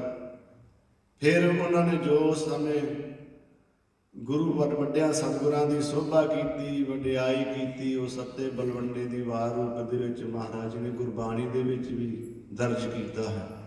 ਤੇ ਫਿਰ ਉਹਨਾਂ ਨੂੰ ਜਿਹੜਾ ਬਖਸ਼ਾਇਆ, ਉਹਨਾਂ ਦਾ ਸਰਾਪ ਬਖਸ਼ਿਆ ਤੇ ਫਿਰ ਉਹ ਬਖਸ਼ੇ। ਤੇ ਮਹਾਰਾਜ ਗੁਰੂ ਅਰਜਨ ਦੇਵ ਜੀ ਕਹਿ ਰਹੇ ਨੇ, ਜਨਮ ਮਰਨ ਦੋਹੋਂ ਮੈਂ ਨਾਹੀ, ਜਨ ਪਰਉਪਕਾਰੀ ਆਏ। ਇਹ ਜਿਹੜੇ ਰੱਬ ਦੇ ਪਿਆਰੇ ਸੰਤ ਮਹਾਂਪੁਰਖ ਹੁੰਦੇ ਆ ਨਾ, ਇਹ ਪਰਉਪਕਾਰ ਕਰਨ ਵਾਸਤੇ ਆਉਂਦੇ, ਜਨਮ ਮਰਨ ਦੇ ਵਿੱਚ ਨਹੀਂ ਹੁੰਦੇ। ਕਰਤਾਰਪੁਰ ਸਾਹਿਬ ਦਾ ਭਜਨ ਛੇਵੇਂ ਪਾਤਸ਼ਾਹ ਸ੍ਰੀ ਗੁਰੂ ਹਰਗੋਬਿੰਦ ਪਾਤਸ਼ਾਹ ਜੀ ਕਰਤਾਰਪੁਰ ਸਾਹਿਬ ਦੇ ਵਿੱਚ ਹੈ। ਸਾਰਾ ਰਾਜ ਸਾਜ ਫੌਜਾਂ ਉੱਥੇ ਨੇ, ਤੇ ਮਹਾਰਾਜ ਜੀ ਦਾ ਇੱਕ ਨੇਮ ਰੋਜ਼ ਉੱਥੇ ਬਣਾਇਆ ਹੋਇਆ ਸੀ ਕਿ ਜਦੋਂ ਕੋਈ ਸ਼ਾਮਾਂ ਦੀਆਂ ਪੈਣ ਲੱਗਦੀਆਂ ਨਾ, ਗੁਰੂ ਹਰਗੋਬਿੰਦ ਪਾਤਸ਼ਾਹ ਜੀ ਲੰਗਰ ਦੇ ਵਿੱਚ ਆਉਂਦੇ ਹੁੰਦੇ ਸੀ। ਤੇ ਜਿਹੜੇ ਪ੍ਰਸ਼ਾਦੇ ਬਚੇ ਹੋਣੇ, ਉਹ ਪ੍ਰਸ਼ਾਦੇ ਬੱਚੇ ਇੱਕ ਟੋਕਰੇ ਦੇ ਵਿੱਚ ਪਵਾ ਕੇ ਆਪ ਸਤਿਗੁਰਾਂ ਨੇ ਹੱਥਾਂ ਦੇ ਨਾਲ ਉਹਨਾਂ ਦੇ ਨਿੱਘੇ ਨਿੱਘੇ ਟੁਕੜੇ ਕਰਕੇ ਨਾ ਤੇ ਪੰਛੀਆਂ ਨੂੰ ਮਹਾਰਾਜ ਜੀ ਪਾਉਂਦੇ ਹੁੰਦੇ ਸੀ। ਤੇ ਰੋਜ਼ ਬੜੇ ਪੰਛੀ ਇਕੱਠੇ ਹੋ ਜਾਇਆ ਕਰਨੇ, ਤਾਂ ਮਹਾਰਾਜ ਜੀ ਨੇ ਉਹ ਰੋਟੀਆਂ ਦੇ ਭੋਰੇ ਚੂਰੇ ਪਾਇਆ ਕਰਨੇ। ਤੇ ਲੰਗਰ ਦੇ ਵਿੱਚ ਗੁਰ ਦੋ ਸਿੱਖ ਸੀ, ਪਿਓ ਤੇ ਪੁੱਤਰ। ਜਿਹੜਾ ਪਿਓ ਹੈ ਉਹਦਾ ਨਾਮ ਸੀ ਕੁੱਕੂ, ਤੇ ਜਿਹੜਾ ਉਹਦਾ ਪੁੱਤਰ ਸੀ ਉਹਦਾ ਨਾਮ ਸੀ ਅਨੰਤਾ। ਕੁੱਕੂ ਤੇ ਅਨੰਤਾ ਦੋਵੇਂ ਪਿਓ ਪੁੱਤਰ ਸੀ। ਇਹਨਾਂ ਦੀ ਲੰਗਰ ਦੇ ਵਿੱਚ ਸਤਿਗੁਰਾਂ ਨੇ ਡਿਊਟੀ ਲਾਈ ਹੋਈ ਸੀ ਕਿ ਤੁਸੀਂ ਪਹਿਰਾ ਰੱਖਣਾ ਹੈ, ਕੋਈ ਜਾਨਵਰ ਨਾ ਆਵੇ, ਕੋਈ ਤੇ ਜੁਝ ਨਾ ਮਾਰੇ। ਇਹ ਪਹਿਰਾ ਰੱਖਦੇ ਹੁੰਦੇ ਸੀ। ਉਹ ਇੱਕ ਦਿਨ ਇੱਕ ਕਾਂ ਆਇਆ, ਉਹ ਲੰਗਰ ਦੇ ਵਿੱਚ ਚੁੰਝ ਮਾਰਨ ਨੂੰ ਫਿਰੇ। ਇਹਨਾਂ ਨੇ ਇੱਕ ਦੋ ਵਾਰ ਉਹਨੂੰ ਉਡਾਇਆ, ਤੇ ਕਾਂ ਦਾ ਸੁਭਾਅ ਹੁੰਦਾ, ਜਿੱਥੋਂ ਇੱਕ ਵਾਰ ਉਡਾਈ ਉੱਥੇ ਵਾਰ-ਵਾਰ ਆਉਂਦਾ ਹੈ। ਤੇ ਜਿਹੜਾ ਕੁੱਕੂ ਦਾ ਪੁੱਤਰ ਅਨੰਤਾ ਸੀ, ਇਹਦੇ ਕੋਲ ਗਲੇਲਾ ਸੀ। ਇਹਨੇ ਕਾਂ ਨੂੰ ਡਰਾਉਣ ਵਾਸਤੇ, ਭਜਾਉਣ ਵਾਸਤੇ, ਉਡਾਉਣ ਵਾਸਤੇ ਗਲੇਲਾ ਚਲਾ ਦਿੱਤਾ। ਉਹ ਗਲੇਲਾ ਜਿਹੜਾ ਸੀ ਨਾ, ਉਹ ਕਾਂ ਦੀ ਲੱਤ ਤੇ ਵੱਜ ਗਿਆ। ਕਾਂ ਹੋ ਗਿਆ ਲੰਗੜਾ। ਇੱਕ ਦਿਨ ਗੁਰੂ ਮਹਾਰਾਜ ਪ੍ਰਸ਼ਾਦੇ ਪਾ ਰਹੇ ਸੀ ਪੰਛੀਆਂ ਨੂੰ, ਭੋਰੇ ਚੂਰੇ ਕਰਕੇ, ਤੋਂ ਕਾਂ ਵੀ ਆ ਗਿਆ। ਉਹ ਵੀ ਚੁਗੇ, ਤੇ ਜਦੋਂ ਤੁਰੇ ਤੋਂ ਲੰਘ ਜਾ ਮਾਰ ਕੇ ਤੁਰੇ, ਦੁਖੀ ਜਾਵੇ। ਤੇ ਗੁਰੂ ਸਾਹਿਬ ਜੀ ਜਿੱਥੇ ਏਡੇ ਵੱਡੇ ਮਹਾਬਲੀ ਸੀ ਨਾ, ਵੈਰੀਆਂ ਦਾ ਨਾਸ ਕਰਨ ਵਾਲੇ, ਵੱਡੇ ਵੱਡੇ ਸੂਰਮਿਆਂ ਨੂੰ ਝਟਕਣ ਵਾਲੇ ਗੁਰੂ ਹਰਗੋਬਿੰਦ ਪਾਤਸ਼ਾਹ ਜੀ, ਹਿਰਦਾ ਬੜਾ ਕੋਮਲ ਸੀ, ਹਿਰਦਾ ਬੜਾ ਵਿਸ਼ਾਲ ਸੀ, ਬੜਾ ਕੋਮਲ ਸੀ। ਤੇ ਕਾਂ ਦੀ ਪੀੜ ਹੀ ਨਾ ਜਰ ਸਕੇ ਜਿਹੜੀ ਲੱਤ ਤੇ ਹੋਈ ਸੀ। ਉਸ ਸਮੇਂ ਕਾਂ ਨੂੰ ਦੁਖੀ ਵੇਖ ਕੇ ਗੁਰੂ ਹਰਗੋਬਿੰਦ ਪਾਤਸ਼ਾਹ ਜੀ ਕਹਿਣ ਲੱਗੇ, ਕਾਂ ਦੀ ਪੀੜ ਹਟ ਜਾਵੇ ਤੇ ਜਿਹਨੇ ਇਹਨੂੰ ਮਾਰਿਆ ਉਹ ਨਰਕਾਂ ਨੂੰ ਚਲੇ ਜਾਵੇ। ਜਦੋਂ ਐਸਾ ਬਚਨ ਹੋ ਗਿਆ ਤਾਂ ਹੁਣ ਬਚਨ ਬੜਾ ਸਖਤ ਹੋ ਗਿਆ। ਤੇ ਉਹ ਦੋਵੇਂ ਪਿਓ ਪੁੱਤਰਾਂ ਨੇ ਸੁਣਿਆ ਕਿ ਘਰ-ਬਾਰ ਵੀ ਛੱਡਿਆ ਕਿ ਸਾਡਾ ਜ਼ਿੰਦਗੀ ਦਾ ਸਵਾਸ ਸਫਲ ਹੋਣਗੇ, ਸੋ ਸਾਡਾ ਭਲਾ ਹੋਵੇਗਾ ਤੇ ਗੁਰੂ ਘਰ ਦੀ ਸੇਵਾ ਕਰਾਂਗੇ ਤੇ ਮੁਕਤ ਹੋਵਾਂਗੇ, ਤੇ ਉਲਟਾ ਸਰਾਪ ਨਰਕਾਂ ਨੂੰ ਜਾਣ ਦਾ ਮਿਲ ਗਿਆ। ਜਿਹੜੇ ਗੁਰਸਿੱਖ ਨੂੰ ਕਹਿੰਦੇ ਨੇ ਕੋਈ ਵੀ ਹਾਮੀ ਨਹੀਂ ਭਰਦਾ ਕਿ ਕੋਈ ਹੁਣ ਮਹਾਰਾਜ ਜੀ ਦਾ ਪ੍ਰਤਾਪ ਬੜਾ ਤੇਜ਼ ਹੈ, ਕਿਹੜਾ ਜਾ ਕੇ ਆਖੇ ਕਿ ਇਹਨਾਂ ਨੂੰ ਬਖਸ਼ ਦਿਓ। ਕੋਈ ਇਹਨਾਂ ਦੀ ਹਾਮੀ ਨਾ ਭਰੇ, ਸੇਵਾ ਤਾਂ ਕਰਨ ਤੇ ਸਰੀਰ ਕਮਜ਼ੋਰ ਹੋ ਗਿਆ ਸਹਿਮ ਦੇ ਨਾਲ, ਚਿੰਤਾ ਦੇ ਨਾਲ ਕਿ ਇਹ ਕੀ ਬਣਿਆ ਹੈ। ਫਿਰ ਕਿਸੇ ਗੁਰਸਿੱਖ ਨੇ ਸਲਾਹ ਦਿੱਤੀ ਕਿ ਜਿਹੜਾ ਤੁਹਾਡਾ ਸਰਾਪ ਹੈ ਨਾ ਨਰਕਾਂ ਨੂੰ ਜਾਣ ਵਾਲਾ, ਇਹ ਕੋਈ ਨਹੀਂ ਬਖਸ਼ਾ ਸਕਦਾ, ਕੇਵਲ ਬਾਬਾ ਬਿਧੀ ਚੰਦ ਜਿਹੜਾ ਹੈ ਨਾ ਉਹ ਬਖਸ਼ਾ ਸਕਦਾ, ਹੋਰ ਨਹੀਂ ਕੋਈ ਬਖਸ਼ਾ ਸਕਦਾ। ਉਹਨੂੰ ਵਾਰਿਆ ਕਿ ਬਿਧੀ ਚੰਦ ਸ਼ੀਨਾ, ਉਹਨਾਂ ਨੇ ਗੁਰੂ ਮਹਾਰਾਜ ਜੀ ਨੇ ਆਪਣਾ ਹਿਰਦਾ ਤੇ ਰੂਪ ਬਣਾਇਆ, ਉਹਨਾਂ ਦਾ ਬਚਨ ਨਹੀਂ ਗੁਰੂ ਨੇ ਮੋੜਨਾ ਤੇ ਹੋਰ ਕਿਸੇ ਦੇ ਵੱਸ ਦੀ ਗੱਲ ਨਹੀਂ। ਇਹਨਾਂ ਕੁੱਕੂ ਤੇ ਅਨੰਦੇ ਨੇ ਦੋਹਾਂ ਪਿਓ ਪੁੱਤਰਾਂ ਨੇ ਬਾਬਾ ਬਿਧੀ ਚੰਦ ਸਾਹਿਬ ਜੀ ਨੂੰ ਕਿਹਾ, ਬੇਨਤੀ ਕੀਤੀ ਕਿ ਮਹਾਂਪੁਰਖੋ ਤੁਸੀਂ ਤਾਂ ਪਰਉਪਕਾਰ ਵਾਸਤੇ ਆਉਂਦੇ ਹੋ, ਤੁਸੀਂ ਅੱਗੇ ਬੜੇ ਪਰਉਪਕਾਰ ਕੀਤੇ, ਸਾਡੇ ਉੱਤੇ ਪਰਉਪਕਾਰ ਕਰੋ ਤੇ ਸਾਡਾ ਸਰਾਪ ਜਿਹੜਾ ਹੈ ਮਾਫ ਕਰਵਾਓ। ਬਾਬਾ ਬਿਧੀ ਚੰਦ ਜੀ ਨੇ ਹੌਸਲਾ ਦੇ ਦਿੱਤਾ ਕਿ ਤੁਸੀਂ ਇਸੇ ਤਰ੍ਹਾਂ ਆਪਣਾ ਪਹਿਰਾ ਰੱਖੋ, ਪਿਆਰ ਦੇ ਨਾਲ ਸੇਵਾ ਕਰੋ, ਜਦੋਂ ਸਮਾਂ ਬਣੇਗਾ ਤੇ ਮੈਂ ਗੁਰੂ ਮਹਾਰਾਜ ਨੂੰ ਬੇਨਤੀ ਕਰਾਂਗਾ। ਉਹਨਾਂ ਨੂੰ ਸੇਵਾ ਦੇ ਵਿੱਚ ਲਾ ਦਿੱਤਾ। ਗੁਰੂ ਹਰਗੋਬਿੰਦ ਪਾਤਸ਼ਾਹ ਜੀ ਇੱਕ ਦਿਨ ਸ਼ਿਕਾਰ ਦਾ ਬਹਾਨਾ ਬਣਾ ਕੇ ਜੰਗਲ ਨੂੰ ਸ਼ਿਕਾਰ ਖੇਡਣ ਵਾਸਤੇ ਗਏ। ਜਦੋਂ ਸ਼ਿਕਾਰ ਖੇਡ ਕੇ ਦੁਪਹਿਰ ਲੱਗੀ, ਇੱਕ ਰੁੱਖ ਦੀ ਛਾਂ ਥੱਲੇ ਬੈਠ ਗਏ। ਬਾਬਾ ਬਿਧੀ ਚੰਦ ਜੀ ਨੂੰ ਮਹਾਰਾਜ ਕਹਿਣ ਲੱਗੇ, ਬਿਧੀ ਚੰਦ ਜਲ ਲਿਆਓ, ਜਲ ਛਕੀ। ਬਾਬਾ ਬਿਧੀ ਚੰਦ ਨੇ ਕਿਤੋਂ ਠੰਡਾ ਜਲ ਲਿਆਂਦਾ। ਗੁਰਦੇਵ ਛੇਵੀਂ ਪਾਤਸ਼ਾਹ ਜੀ ਨੂੰ ਜਦੋਂ ਜਲ ਛਕਾਇਆ ਨਾ ਤੇ ਗੁਰੂ ਮਹਾਰਾਜ ਜੀ ਬੜੇ ਪ੍ਰਸੰਨ ਹੋਏ, ਕਹਿਣ ਲੱਗੇ ਬਿਧੀ ਚੰਦ ਵਰ ਮੰਗ, ਸਾਡਾ ਮਨ ਕਰਦਾ ਤੈਨੂੰ ਕੋਈ ਵਰਦਾਨ ਦੇਈਏ। ਬਾਬਾ ਬਿਧੀ ਚੰਦ ਸਾਹਿਬ ਜੀ ਮਹਾਰਾਜ ਕਹਿਣ ਲੱਗੇ, ਮਹਾਰਾਜ ਕਿਸੇ ਵਰਦਾਨ ਦੀ ਲੋੜ ਨਹੀਂ, ਅੱਗੇ ਤੁਸੀਂ ਬਹੁਤ ਨਿਹਾਲ ਕੀਤਾ ਹੈ। ਇੱਕ ਦੋ ਵਾਰ ਜਦੋਂ ਬਾਬਾ ਬਿਧੀ ਚੰਦ ਜੀ ਨੇ ਨਾ ਕੀਤੀ ਨਾ ਵਰ ਲੈਣ ਤੋਂ, ਫਿਰ ਮਹਾਰਾਜ ਕਹਿਣ ਲੱਗੇ, ਬਿਧੀ ਚੰਦ ਉਹਨਾਂ ਚਿਰ ਸਾਡਾ ਮਨ ਪ੍ਰਸੰਨ ਨਹੀਂ ਹੋਣਾ, ਸਾਨੂੰ ਸ਼ਾਂਤੀ ਨਹੀਂ ਹੋਣੀ ਜਿੰਨਾ ਚਿਰ ਤੂੰ ਸਾਡੇ ਕੋਲ ਕੁਝ ਮੰਗਿਆ ਨਾ, ਤੂੰ ਮੰਗ ਤੇ ਅਸੀਂ ਤੈਨੂੰ ਦਈਏ। ਉਹ ਫਿਰ ਮੌਕਾ ਸਾਂਭ ਲਿਆ ਬਾਬਾ ਬਿਧੀ ਚੰਦ ਜੀ ਨੇ, ਕਹਿਣ ਲੱਗੇ, ਮਹਾਰਾਜ ਜੀ ਵਰਦਾਨ ਦੇਣਾ ਜੇ ਨਾ ਫਿਰ ਇਹ ਦਿਓ ਕਿ ਕੁੱਕੂ ਤੇ ਅਨੰਤਾ ਦੋਵੇਂ ਨਰਕਾਂ ਨੂੰ ਨਹੀਂ ਜਾਣੇ ਚਾਹੀਦੇ, ਉਹਨਾਂ ਦੇ ਥਾਂ ਮੈਨੂੰ ਨਰਕਾਂ ਨੂੰ ਭੇਜ ਦਿਓ, ਇਹ ਵਰਦਾਨ ਦੇ ਦਿਓ। ਜਨਮ ਮਰਨ ਦੋਹੂ ਮੈਂ ਨਾਹੀ ਜਨ ਪਰਉਪਕਾਰੀ ਆਏ, ਇਹ ਪਰਉਪਕਾਰ ਹੈ। ਜਦੋਂ ਗੁਰਦੇਵ ਗੁਰੂ ਹਰਗੋਬਿੰਦ ਪਾਤਸ਼ਾਹ ਜੀ ਨੇ ਸੁਣਿਆ, ਨੇਤਰਾਂ ਦੇ ਵਿੱਚ ਜਲ ਆ ਗਿਆ ਸਤਿਗੁਰਾਂ ਦੇ, ਕਹਿਣ ਲੱਗੇ, ਬਿਧੀ ਚੰਦ ਤੈਨੂੰ ਨਰਕਾਂ ਨੂੰ ਭੇਜ ਦਈਏ, ਤੈਨੂੰ ਅਸੀਂ ਆਪਣਾ ਹਿਰਦਾ ਆਪਣਾ ਰੂਪ ਬਣਾ ਲਿਆ ਹੈ, ਤੂੰ ਤਾਂ ਸਾਡਾ ਫੌਜਾਂ ਦਾ ਜਰਨੈਲ ਹੈ, ਤੈਨੂੰ ਅਸੀਂ ਕਿਸ ਤਰ੍ਹਾਂ ਨਰਕਾਂ ਨੂੰ ਭੇਜ ਦਈਏ।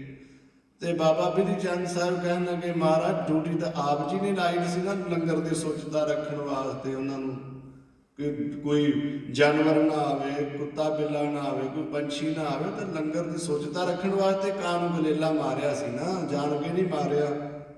ਤੁਸੀਂ ਝਾਟੀ ਸ਼ਰਾਪ ਦੇ ਦਿੱਤਾ, ਮਹਾਰਾਜ ਸਿੱਖ ਨਹੀਂ ਨਰਕਾਂ ਨੂੰ ਜਾਣੇ ਚਾਹੀਦੇ, ਮੈਨੂੰ ਭਾਵੇਂ ਨਰਕਾਂ ਨੂੰ ਭੇਜ ਦਿਓ, ਮੈਂ ਜਾਣ ਨੂੰ ਤਿਆਰ ਹਾਂ।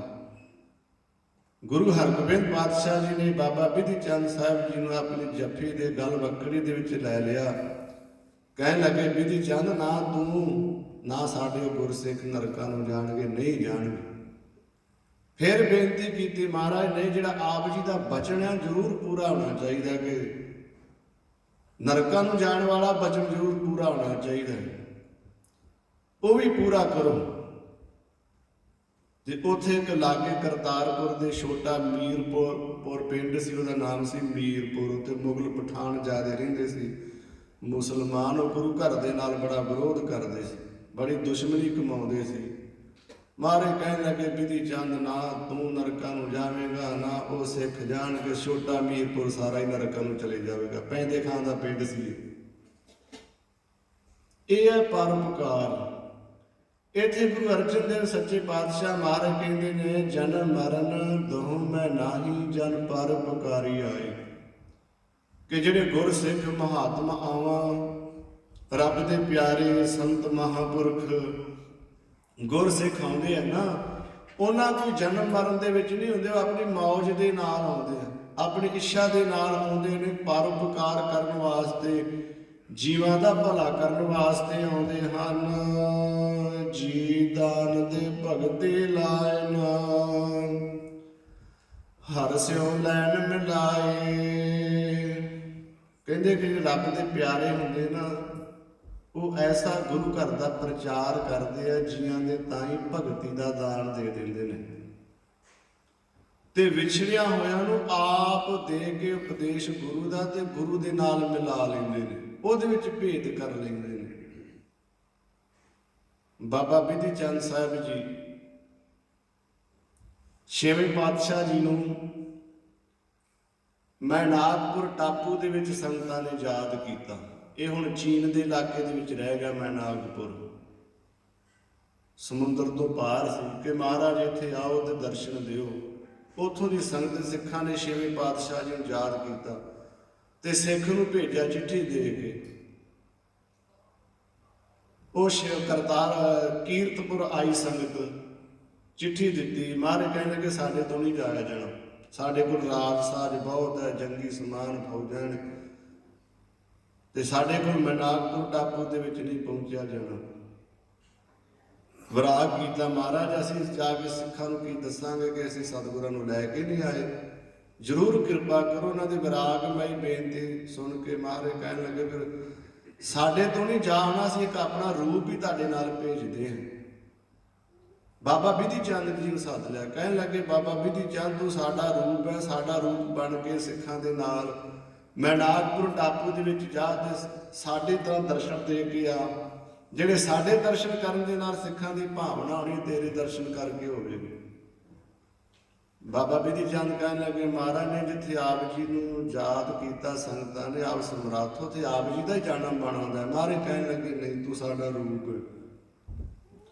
ਬਚਨ ਬਣ ਕੇ ਬਾਬਾ ਬਿਧੀ ਚੰਦ ਸਾਹਿਬ ਜੀ ਸਿੱਖਾਂ ਦੇ ਨਾਲ ਤੁਰ ਪਏ। ਜੋ ਚਲਦਿਆਂ ਯੂਪੀ ਦੇ ਵਿੱਚ ਗਏ, ਉੱਥੇ ਇੱਕ ਡੇਰੇ ਦੇ ਵਿੱਚ ਪਹੁੰਚੇ। ਸੁੰਦਰ ਸ਼ਾਹ ਫਕੀਰ ਸੀ, ਮੁਸਲਮਾਨ, ਬੰਦਗੀ ਕਰਦਾ ਸੀ, ਬੰਦਗੀ ਬੜੀ ਕਰਦਾ ਸੀ, ਪਰ ਮਨ ਦੇ ਵਿੱਚ ਹੰਕਾਰ ਸੀਗਾ ਤੇ ਉਸ ਕਰਕੇ ਬੰਦਗੀ ਦਾ ਉਹਨੂੰ ਸ਼ਾਂਤੀ ਨਹੀਂ ਸੀ ਮਿਲਦੀ। ਇਤਿਹਾਸ ਬਹੁਤ ਲੰਮਾ ਹੈ। ਉਹਦੇ ਡੇਰੇ ਦੇ ਵਿੱਚ ਜਦੋਂ ਬਾਬਾ ਬਿਧੀ ਚੰਦ ਜੀ ਪਹੁੰਚੇ, ਇਮਲੀ ਦਾ ਰੁੱਖ ਸੁੱਕਾ ਸੀ, ਉਹਦੇ ਥੱਲੇ ਜਾ ਕੇ ਬੈਠ ਗਏ। ਇਮਲੀ ਦਾ ਰੁੱਖ ਹਰਿਆ ਹੋ ਗਿਆ ਤਾਂ ਸੰਗਤਾਂ ਆਈਆਂ, ਉਹਨਾਂ ਨੇ ਮੱਥਾ ਟੇਕਿਆ ਕਿ ਸਿੱਖ ਦੇ ਆਉਣ ਦੇ ਨਾਲ, ਇਹ ਮਹਾਂਪੁਰਖ ਆਉਣ ਦੇ ਨਾਲ ਰੁੱਖ ਹਰਿਆ ਹੋ ਗਿਆ ਹੈ। ਇਹ ਜਿਹੜਾ ਸੁੰਦਰ ਸ਼ਾਹ ਸੀ, ਇਹਨੂੰ ਗੁੱਸਾ ਆਇਆ, ਨੇ ਸ਼ਕਤੀ ਦੇ ਨਾਲ ਸ਼ੇਰ ਮੰਗਾਇਆ ਬਾਬਾ ਬਿਧੀ ਚੰਦ ਜੀ ਨੂੰ ਮਰਾਉਣ ਵਾਸਤੇ। ਜਦੋਂ ਲਾਗੇ ਆਇਆ ਸ਼ੇਰ ਦੇ ਉੱਤੇ ਬਾਬਾ ਬਿਧੀ ਚੰਦ ਜੀ ਦੀ ਨਿਗਾਹ ਪੈ ਗਈ ਤੇ ਸ਼ੇਰ ਉੱਥੇ ਪੱਥਰ ਹੋ ਗਿਆ, ਗਾਹ ਨਾ ਤੁਰਿਆ। ਸੁੰਦਰ ਸ਼ਾਹ ਜਿਹੜਾ ਸੀ ਸ਼ੇਰ ਤੋਂ ਉਤਰਿਆ, ਉਹਨੇ ਬਾਬਾ ਬਿਧੀ ਚੰਦ ਜੀ ਦੇ ਚਰਨ ਪਕੜ ਲਏ ਕਿ ਸੰਤ ਜੀ, ਮਹਾਂਪੁਰਖ ਜੀ ਕਿਰਪਾ ਕਰੋ, ਮੈਨੂੰ ਬਖਸ਼ ਦਿਓ, ਮੈਨੂੰ ਨਹੀਂ ਸੀ ਪਤਾ ਕਿ ਤੁਸੀਂ ਏਡੀਆਂ ਵੱਡੀਆਂ ਤਾਕਤਾਂ ਦੇ ਮਾਲਕ ਹੋ। ਬਾਬਾ ਬਿਧੀ ਚੰਦ ਜੀ ਕਹਿਣ ਲੱਗੇ ਫਕੀਰ ਜੀ, ਸੁੰਦਰ ਸ਼ਾਹ ਜੀ, ਬੰਦਗੀ ਤਾਂ ਠੀਕ ਹੈ ਤੂੰ ਕਰਦਾ ਹੈ, ਪਰ ਹੰਕਾਰ ਨਹੀਂ ਕਰਨਾ ਚਾਹੀਦਾ, ਨਿਮਰਤਾ ਦੇ ਵਿੱਚ ਰਹਿਣਾ ਚਾਹੀਦਾ ਹੈ। ਉਹ ਸ਼ੇਰ ਦਾ ਵੀ ਉਧਾਰ ਹੋਇਆ। ਇਤਿਹਾਸ ਬਹੁਤ ਲੰਮਾ ਹੈ। ਜਦੋਂ ਉਸ ਡੇਰੇ ਦੇ ਵਿੱਚ ਬਾਬਾ ਬਿਧੀ ਚੰਦ ਜੀ ਤੁਰਨ ਲੱਗੇ ਨਾ ਸੁੰਦਰ ਸ਼ਾਹ ਦੇ ਕੋਲੋਂ, ਉਹਨੇ ਚਰਨ ਪਕੜ ਲਏ, ਕਹਿਣ ਲੱਗਾ ਬਾਬਾ ਬਿਧੀ ਚੰਦ ਜੀ, ਮੇਰੇ ਨਾਲ ਇੱਕ ਬਚਨ ਕਰੋ ਕਿ ਮੈਨੂੰ ਅੰਤ ਸਮੇਂ ਤੋਂ ਬੜਾ ਡਰ ਲੱਗਦਾ ਹੈ, ਮੈਨੂੰ ਪ੍ਰਲੋਕ ਤੋਂ ਬੜਾ ਡਰ ਲੱਗਦਾ ਹੈ, ਤੇ ਜਦੋਂ ਮੇਰਾ ਅੰਤ ਸਮਾਂ ਆਵੇ ਤੇ ਮੇਰੇ ਕੋਲ ਆ ਜਾਓ, ਤੁਸੀਂ ਆਪਣੀ ਹਾਜ਼ਰੀ ਦੇ ਵਿੱਚ ਮੇਰਾ ਜਿਹੜਾ ਸਰੀਰ ਛੁੱਟ ਜਾਵੇ। ਬਾਬਾ ਬਿਧੀ ਚੰਦ ਜੀ ਨੇ ਜਦੋਂ ਇਹਦਾ ਅੰਤ ਸਮਾਂ ਵੇਖਿਆ ਤੇ ਉਹ ਕੀ ਵੇਖਿਆ ਕਿ ਸਾਡਾ ਅੰਤ ਸਮਾਂ ਇੱਕੇ ਦੇਣੀ ਹੈ, ਇੱਕੋ ਟਾਈਮ ਹੈ, ਇੱਕੋ ਹੀ ਕਾਲ ਹੈ, ਇੱਕੇ ਟਾਈਮ ਤੇ ਸਾਡਾ ਅੰਤ ਸਮਾਂ ਹੈ। ਬਾਬਾ ਜੀ ਨੇ ਬਚਨ ਕਰ ਦਿੱਤਾ ਕਿ ਤੂੰ ਸੁੰਦਰ ਸ਼ਾਹ ਫਕੀਰ ਫਿਕਰ ਨਾ ਕਰ, ਜਦੋਂ ਸੱਚਖੰਡ ਨੂੰ ਜਾਣਾ ਤਾਂ ਮੈਂ ਤੈਨੂੰ ਨਾਲ ਹੀ ਲੈ ਚੱਲਾਂਗਾ, ਆਪਾਂ ਇਕੱਠੇ ਚੱਲਾਂਗੇ। ਫਿਰ ਮੈਨਾਕਪੁਰ ਟਾਪੂ ਤੋਂ ਜਦੋਂ ਗੁਰੂ ਹਰਗੋਬਿੰਦ ਸਾਹਿਬ ਬਚਨ ਦੇ ਨਾਲ ਬਾਬਾ ਬਿਧੀ ਚੰਦ ਸਾਹਿਬ ਜੀ ਕੀਰਤਪੁਰ ਸਾਹਿਬ ਪਹੁੰਚੇ, ਸਾਰੀਆਂ ਭੇਟਾਂ ਜੋ ਸੀ ਸਤਿਗੁਰਾਂ ਦੇ ਸੰਗਤਾਂ ਦੀਆਂ ਹਾਜ਼ਰ ਕੀਤੀਆਂ, ਘੋੜੇ ਆਦਿਕ। ਤੇ ਸਮਾਂ ਆਉਣ ਤੇ ਜਦੋਂ ਸਮਾਂ ਬਾਬਾ ਬਿਧੀ ਚੰਦ ਜੀ ਦਾ ਅੰਤ ਸਮਾਂ ਨਜ਼ਦੀਕ ਆਇਆ ਨਾ, ਘੋੜਿਆਂ ਦੇ ਵਿੱਚ, ਤਬੇਲਿਆਂ ਦੇ ਵਿੱਚ ਸੇਵਾ ਕਰਦਿਆਂ ਬ੍ਰਹਮ ਗਿਆਨ ਸੀ ਨਾ, ਬ੍ਰਹਮ ਗਿਆਨ ਮਨ ਮਾਹੇ ਟਿਕਾਇਓ। 6ਵੇਂ ਪਾਤਸ਼ਾਹ ਜੀ ਨੇ ਬ੍ਰਹਮ ਗਿਆਨ ਟਿਕਾਇਆ ਹੋਇਆ ਸੀ ਹਿਰਦੇ ਦੇ ਵਿੱਚ। ਸੇਵਾ ਕਰਦਿਆਂ ਨਾ ਬਾਬਾ ਬਿਧੀ ਚੰਦ ਸਾਹਿਬ ਜੀ ਦਾ ਸੁਪੁੱਤਰ ਸੀ ਬਾਬਾ, ਉਹਦਾ ਨਾਂ ਸੀ ਲਾਲ ਚੰਦ। ਉਹਨੂੰ ਬਾਹੋਂ ਪਕੜਿਆ, ਚੌਰ ਸਾਹਿਬ ਦੀ ਸੇਵਾ ਕਰਦਾ ਹੁੰਦਾ ਸੀ ਬਾਬਾ ਲਾਲ ਚੰਦ। ਬਾਹੋਂ ਪਕੜ ਕੇ ਸਤਿਗੁਰਾਂ ਦੇ ਚਰਨਾਂ ਤੇ ਪਾਤਾ, ਮਹਾਰਾਜ ਮੇਰਾ ਹੁਣ ਅੰਤ ਸਮਾਂ ਆ ਗਿਆ ਹੈ ਤੇ ਮੈਂ ਸੁੰਦਰ ਸ਼ਾਹ ਦੇ ਨਾਲ ਬਚਨ ਕੀਤਾ, ਉਹਨੂੰ ਨਾਲ ਸੱਚਖੰਡ ਦੇ ਵਿੱਚ ਲੈ ਕੇ ਜਾਣਾ ਤੇ ਮੇਰੇ ਕੋਲੋਂ ਗਲਤੀ ਕੋਈ ਸੇਵਾ ਕਰਦਿਆਂ ਹੋ ਗਿਆ ਤੇ ਮੇਰੇ ਪੁੱਤਰ ਤੋਂ ਮੇਰੀ ਤਰ੍ਹਾਂ ਹੀ ਸੇਵਾ ਲਿਓ। ਸਾਹਿਬ ਜੀ ਕਹਿਣ ਲੱਗੇ ਕੋਈ ਨਾ ਬਿਧੀ ਚੰਦ ਤੂੰ ਫਿਕਰ ਨਾ ਕਰ। 16 ਸਾਲ ਬਾਬਾ ਬਿਧੀ ਚੰਦ ਜੀ ਸਰੀਰ ਕਰਕੇ ਵੱਡੇ ਸੀ ਗੁਰੂ ਹਰਗੋਬਿੰਦ ਸਾਹਿਬ ਜੀ ਦੇ ਨਾਲੋਂ, ਬੜਾ ਪਿਆਰ ਸੀ। ਜਦੋਂ ਤੋਰਨ ਲੱਗੇ ਤੇ ਇੰਨਿਆਂ ਜੰਗਾਂ ਦੇ ਵਿੱਚ ਸਿੱਖ ਸ਼ਹੀਦ ਹੋ ਗਏ। ਬਾਬਾ ਗੁਰਦਿੱਤਾ ਜੀ ਵੀ ਸੱਚਖੰਡ ਚਲੇ ਗਏ, ਬਾਬਾ ਅਟਲ ਰਾਏ ਜੀ ਬਚਪਨ ਦੇ ਵਿੱਚ ਚਲੇ ਗਏ। ਸਾਹਿਬਜ਼ਾਦੇ ਕਦੀ ਮਹਾਰਾਜ ਦੀ ਨੇਤਰਾਂ ਦੇ ਵਿੱਚ ਵਿਰਾਗ ਨਹੀਂ ਸੀ, ਜਲ ਨਹੀਂ ਆ। ਜਦੋਂ ਬਾਬਾ ਬਿਧੀ ਚੰਦ ਜੀ ਨੂੰ ਤੋਰਨ ਲੱਗੇ ਤੇ ਨੇਤਰਾਂ ਦੇ ਵਿੱਚ ਜਲ ਆ ਗਿਆ, ਇੰਨਾ ਪਿਆਰ ਸੀ। ਕਹਿ ਲਗੇ ਬਿਧੀ ਚੰਦ ਜਿੱਥੇ ਤੂੰ ਸੁੰਦਰ ਸ਼ਾਹ ਨੂੰ ਲੈ ਕੇ ਸੱਚਖੰਡ ਨੂੰ ਚੱਲਿਆ ਨਾ, ਉੱਥੇ ਤੇਰੀ ਜੀ ਘਾਟ ਹੈ ਗੁਰੂ ਘਰ ਦੇ ਵਿੱਚ ਯਾਦ ਆਉਂਦੀ ਰਹੇਗੀ। ਅਸੀਂ ਵੀ ਬਹੁਤਾ ਚਿਰ ਨਹੀਂ ਰਵਾਂਗੇ, ਤੇਰੇ ਤੋਂ ਬਗੈਰ ਸਾਡਾ ਇੱਥੇ ਮਨ ਨਹੀਂ ਲੱਗਣਾ। ਸਾਲ ਬਾਅਦ ਹੀ ਗੁਰੂ ਹਰਗੋਬਿੰਦ ਪਾਤਸ਼ਾਹ ਜੀ ਫਿਰ ਸੱਚਖੰਡ ਚਲੇ ਗਏ ਸੀ ਗੁਰਤਾ ਗੱਦੀ ਦੇ ਕੇ, ਕਿ ਸਾਡਾ ਬਾਬੇ ਬਿਧੀ ਚੰਦ ਜੀ ਤੋਂ ਬਗੈਰ ਮਨ ਨਹੀਂ ਲੱਗਦਾ। ਬਹੁਤਾ ਖਿੜਖੜਾ ਕੇ ਗੁਰੂ ਹਰਗੋਬਿੰਦ ਸਾਹਿਬ ਜੀ ਹੱਸੇ ਨਹੀਂ ਸੀ ਬਾਅਦ ਦੇ ਵਿੱਚ, ਜਦੋਂ ਬਾਬਾ ਬਿਧੀ ਚੰਦ ਜੀ ਸੱਚਖੰਡ ਚਲੇ ਗਏ। ਫਿਰ ਸੁੰਦਰ ਸ਼ਾਹ ਦੇ ਕੋਲ ਬਾਬਾ ਬਿਧੀ ਚੰਦ ਸਾਹਿਬ ਜੀ ਪਹੁੰਚੇ, ਉਹਨੂੰ ਉਠਾਇਆ ਕਿ ਛੇਤੀ ਇਸ਼ਨਾਨ ਕਰ, ਆਪਣਾ ਅੰਤ ਸਮਾਂ ਆ ਗਿਆ। ਭਗਤੀ ਦੇ ਵਿੱਚ ਬੈਠਾ ਸੀ ਨਾ, ਵਾਹਿਗੁਰੂ ਦਾ ਸਿਮਰਨ ਬਾਬਾ ਬਿਧੀ ਚੰਦ ਸਾਹਿਬ ਜੀ ਦਰਸ਼ਨ ਕਰਵਾਏ ਸੀ ਮੂਲ ਮੰਤਰ ਕਿ ਉੱਠ ਛੇਤੀ ਕਰ, ਇਸ਼ਨਾਨ ਕਰ, ਆਪਣਾ ਅੰਤ ਸਮਾਂ ਆ ਗਿਆ। ਸੁੰਦਰ ਸ਼ਾਹ ਦਵਾ ਦਾ ਉੱਠਿਆ, ਇਸ਼ਨਾਨ ਕੀਤਾ ਤੇ ਫਿਰ ਇਸ਼ਨਾਨ ਕਰਕੇ ਉੱਥੇ ਦੱਬ ਵਿਛਾ ਕੇ ਤੇ ਦੋਵਾਂ ਜਾਣਿਆਂ ਨੇ ਸਰੀਰ ਤਿਆਗ ਕੇ ਤੇ ਨਾਲ ਹੀ ਸੱਚਖੰਡ ਦੇ ਵਿੱਚ ਬਾਬਾ ਬਿਧੀ ਚੰਦ ਸਾਹਿਬ ਜੀ ਸੁੰਦਰ ਸ਼ਾਹ ਫਕੀਰ ਮੁਸਲਮਾਨ ਨੂੰ ਵੀ ਨਾਲ ਹੀ ਲੈ ਗਏ। ਤੇ ਇੱਥੇ ਹੁਣ ਗੁਰੂ ਅਰਜਨ ਦੇਵ ਮਹਾਰਾਜ ਜੀ ਦੱਸ ਰਹੇ ਹਨ, ਜੀ ਦਾਨ ਦੇ ਭਗਤੀ ਲਾਇਨ ਹਰ ਸਿਓ ਲੈਣ ਮਿਲਾਏ। ਜਿਹੜੇ ਰੱਬ ਦੇ ਪਿਆਰੇ ਨਾ, ਆਪ ਤਾਂ ਭਗਤੀ ਦੇ ਵਿੱਚ ਜੁੜੇ ਹੁੰਦੇ ਨੇ, ਹੋਰਨਾਂ ਨੂੰ ਭਗਤੀ ਦੇ ਵਿੱਚ ਲਾ ਕੇ ਤੇ ਉਹਨਾਂ ਨੂੰ ਵੀ ਹਰੀ ਦੇ ਨਾਲ ਮਿਲਾ ਦਿੰਦੇ ਨੇ, ਉਹਨਾਂ ਨੂੰ ਵੀ ਸੱਚਖੰਡ ਦੇ ਵਿੱਚ ਲੈ ਜਾਂਦੇ ਨੇ। ਐਸੇ ਰੱਬ ਦੇ ਪਿਆਰਿਆਂ ਦੇ ਮਨ ਦੇ ਵਿੱਚ ਪਰਉਪਕਾਰ ਹੁੰਦਾ ਹੈ। ਸੱਚਾ ਅਮਰ ਸੱਚੀ ਪਾਤਸ਼ਾਹੀ ਸੱਚੇ ਸੇਤੀ ਰਾਤੇ।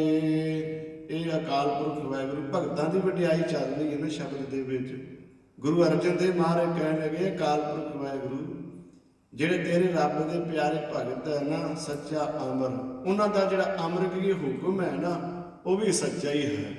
ਜੋ ਉਪਦੇਸ਼ ਦਿੰਦੇ ਸੱਚੀ ਪਾਤਸ਼ਾਹੀ, ਉਹਨਾਂ ਦੀ ਜਿਹੜੀ ਪਾਤਸ਼ਾਹੀ ਉਹ ਵੀ ਸੱਚੀ ਹੈ, ਝੂਠੀ ਨਹੀਂ ਹੈ। ਦੁਨੀਆ ਦੇ ਪਾਤਸ਼ਾਹ ਤਾਂ ਝੂਠੇ ਨੇ, ਬਚਨ ਕਰਕੇ ਖਿਸਕ ਜਾਂਦੇ ਆ ਨਾ। ਜਿਹੜੇ ਰੱਬ ਦੇ ਪਿਆਰੇ ਬਚਨ ਕਰ ਦਿੰਦੇ, ਸੱਚ ਕਰ ਦਿੰਦੇ ਨੇ, ਫਿਰ ਉਹਨੂੰ ਪੂਰਾ ਨਿਭਾਉਂਦੇ ਨੇ। ਸੱਚੀ ਪਾਤਸ਼ਾਹੀ ਹੈ, ਸੱਚੇ ਛੇਤੀ ਰਾਤੇ। ਉਹ ਸੱਚ ਦੇ ਵਿੱਚ ਹੀ ਰੱਤਾ ਤਦਾ ਕਰ ਰਹਿੰਦੇ, ਜੁੜੇ ਰਹਿੰਦੇ ਨੇ।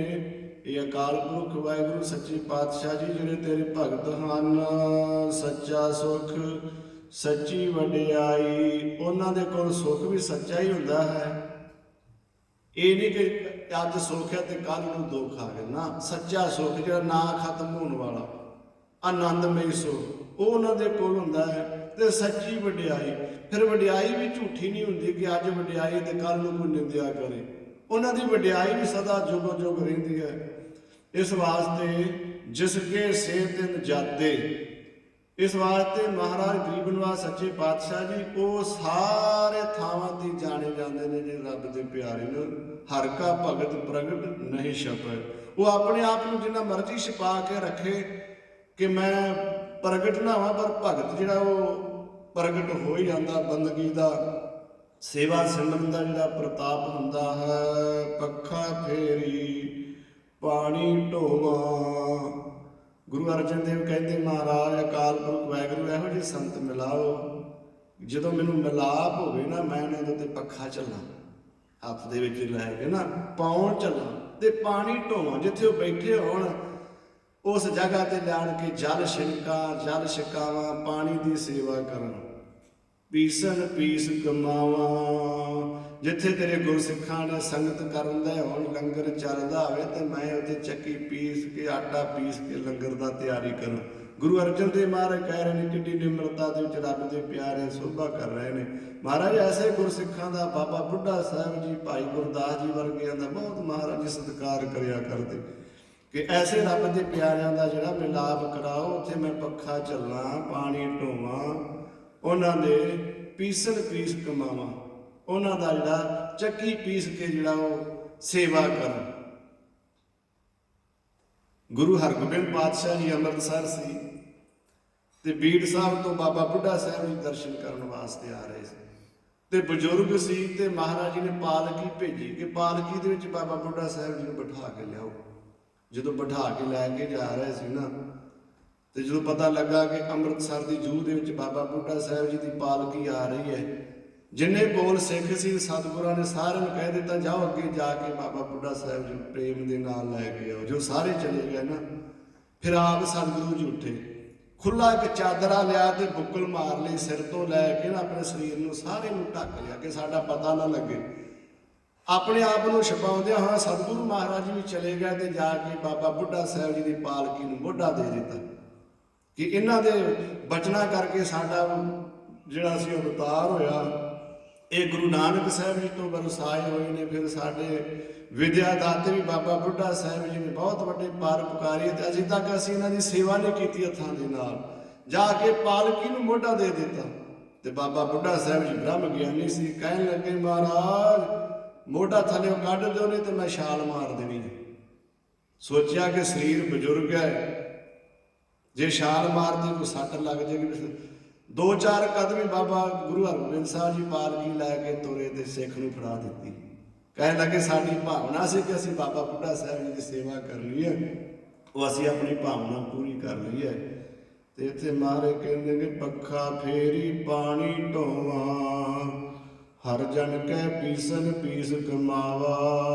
ਮਹਾਰਾਜ ਤੇਰੇ ਰੱਬ ਦੇ ਪਿਆਰੇ ਜੀ ਬਾਬਾ ਬੁੱਢਾ ਸਾਹਿਬ ਜੀ ਹੋਰ ਬ੍ਰਹਮ ਗਿਆਨੀ ਸਿੱਖ ਮਿਲਣ, ਅਸੀਂ ਪਾਣੀ ਜਿਹੜੀ ਉਹ ਪੱਖਾ ਫੇਰਨ ਦੀ ਸੇਵਾ ਕਰੀਏ, ਪਾਣੀ ਢੋਣ ਦੀ ਸੇਵਾ ਕਰੀਏ, ਚੱਕੀ ਪੀਸਣ ਦੀ ਸੇਵਾ ਕਰਨਾ ਕਰੀਏ। ਕਿਰਪਾ ਕਰੋ ਸਾਨੂੰ ਐਸੇ ਰੱਬ ਦੇ ਪਿਆਰੇ ਮਿਲਾਉਣੇ ਕਰੋ। ਨਾਨਕ ਕੀ ਪ੍ਰਭ ਪਾਸ ਬੇਨੰਤੀ, ਤੇਰੇ ਜਨ ਦੇਖਣ ਪਾਵਾ। ਇਹ ਅਕਾਲ ਪੁਰਖ ਵਾਹਿਗੁਰੂ ਮਹਾਰਾਜ ਸਾਡੀ ਆਪ ਜੀ ਦੇ ਪਾਸ ਬੇਨਤੀ ਹੈ ਕਿ ਸਾਨੂੰ ਆਪ ਜੀ ਦੇ ਪਿਆਰਿਆਂ ਦੇ ਦਰਸ਼ਨ ਹੋਣ, ਆਪ ਜੀ ਦੀ ਸੰਤਾਂ ਭਗਤਾਂ ਰੱਬ ਦੇ ਪਿਆਰਿਆਂ ਦੇ ਜਿਹੜੇ ਦਰਸ਼ਨ ਦੇਖਣ ਨੂੰ ਮਿਲਣ ਤੇ ਸਾਨੂੰ ਜਿਹੜਾ ਖੁਸ਼ੀ ਹੋਵੇ, ਸਾਨੂੰ ਮਨ ਨੂੰ ਚਾਹ ਹੋਵੇ।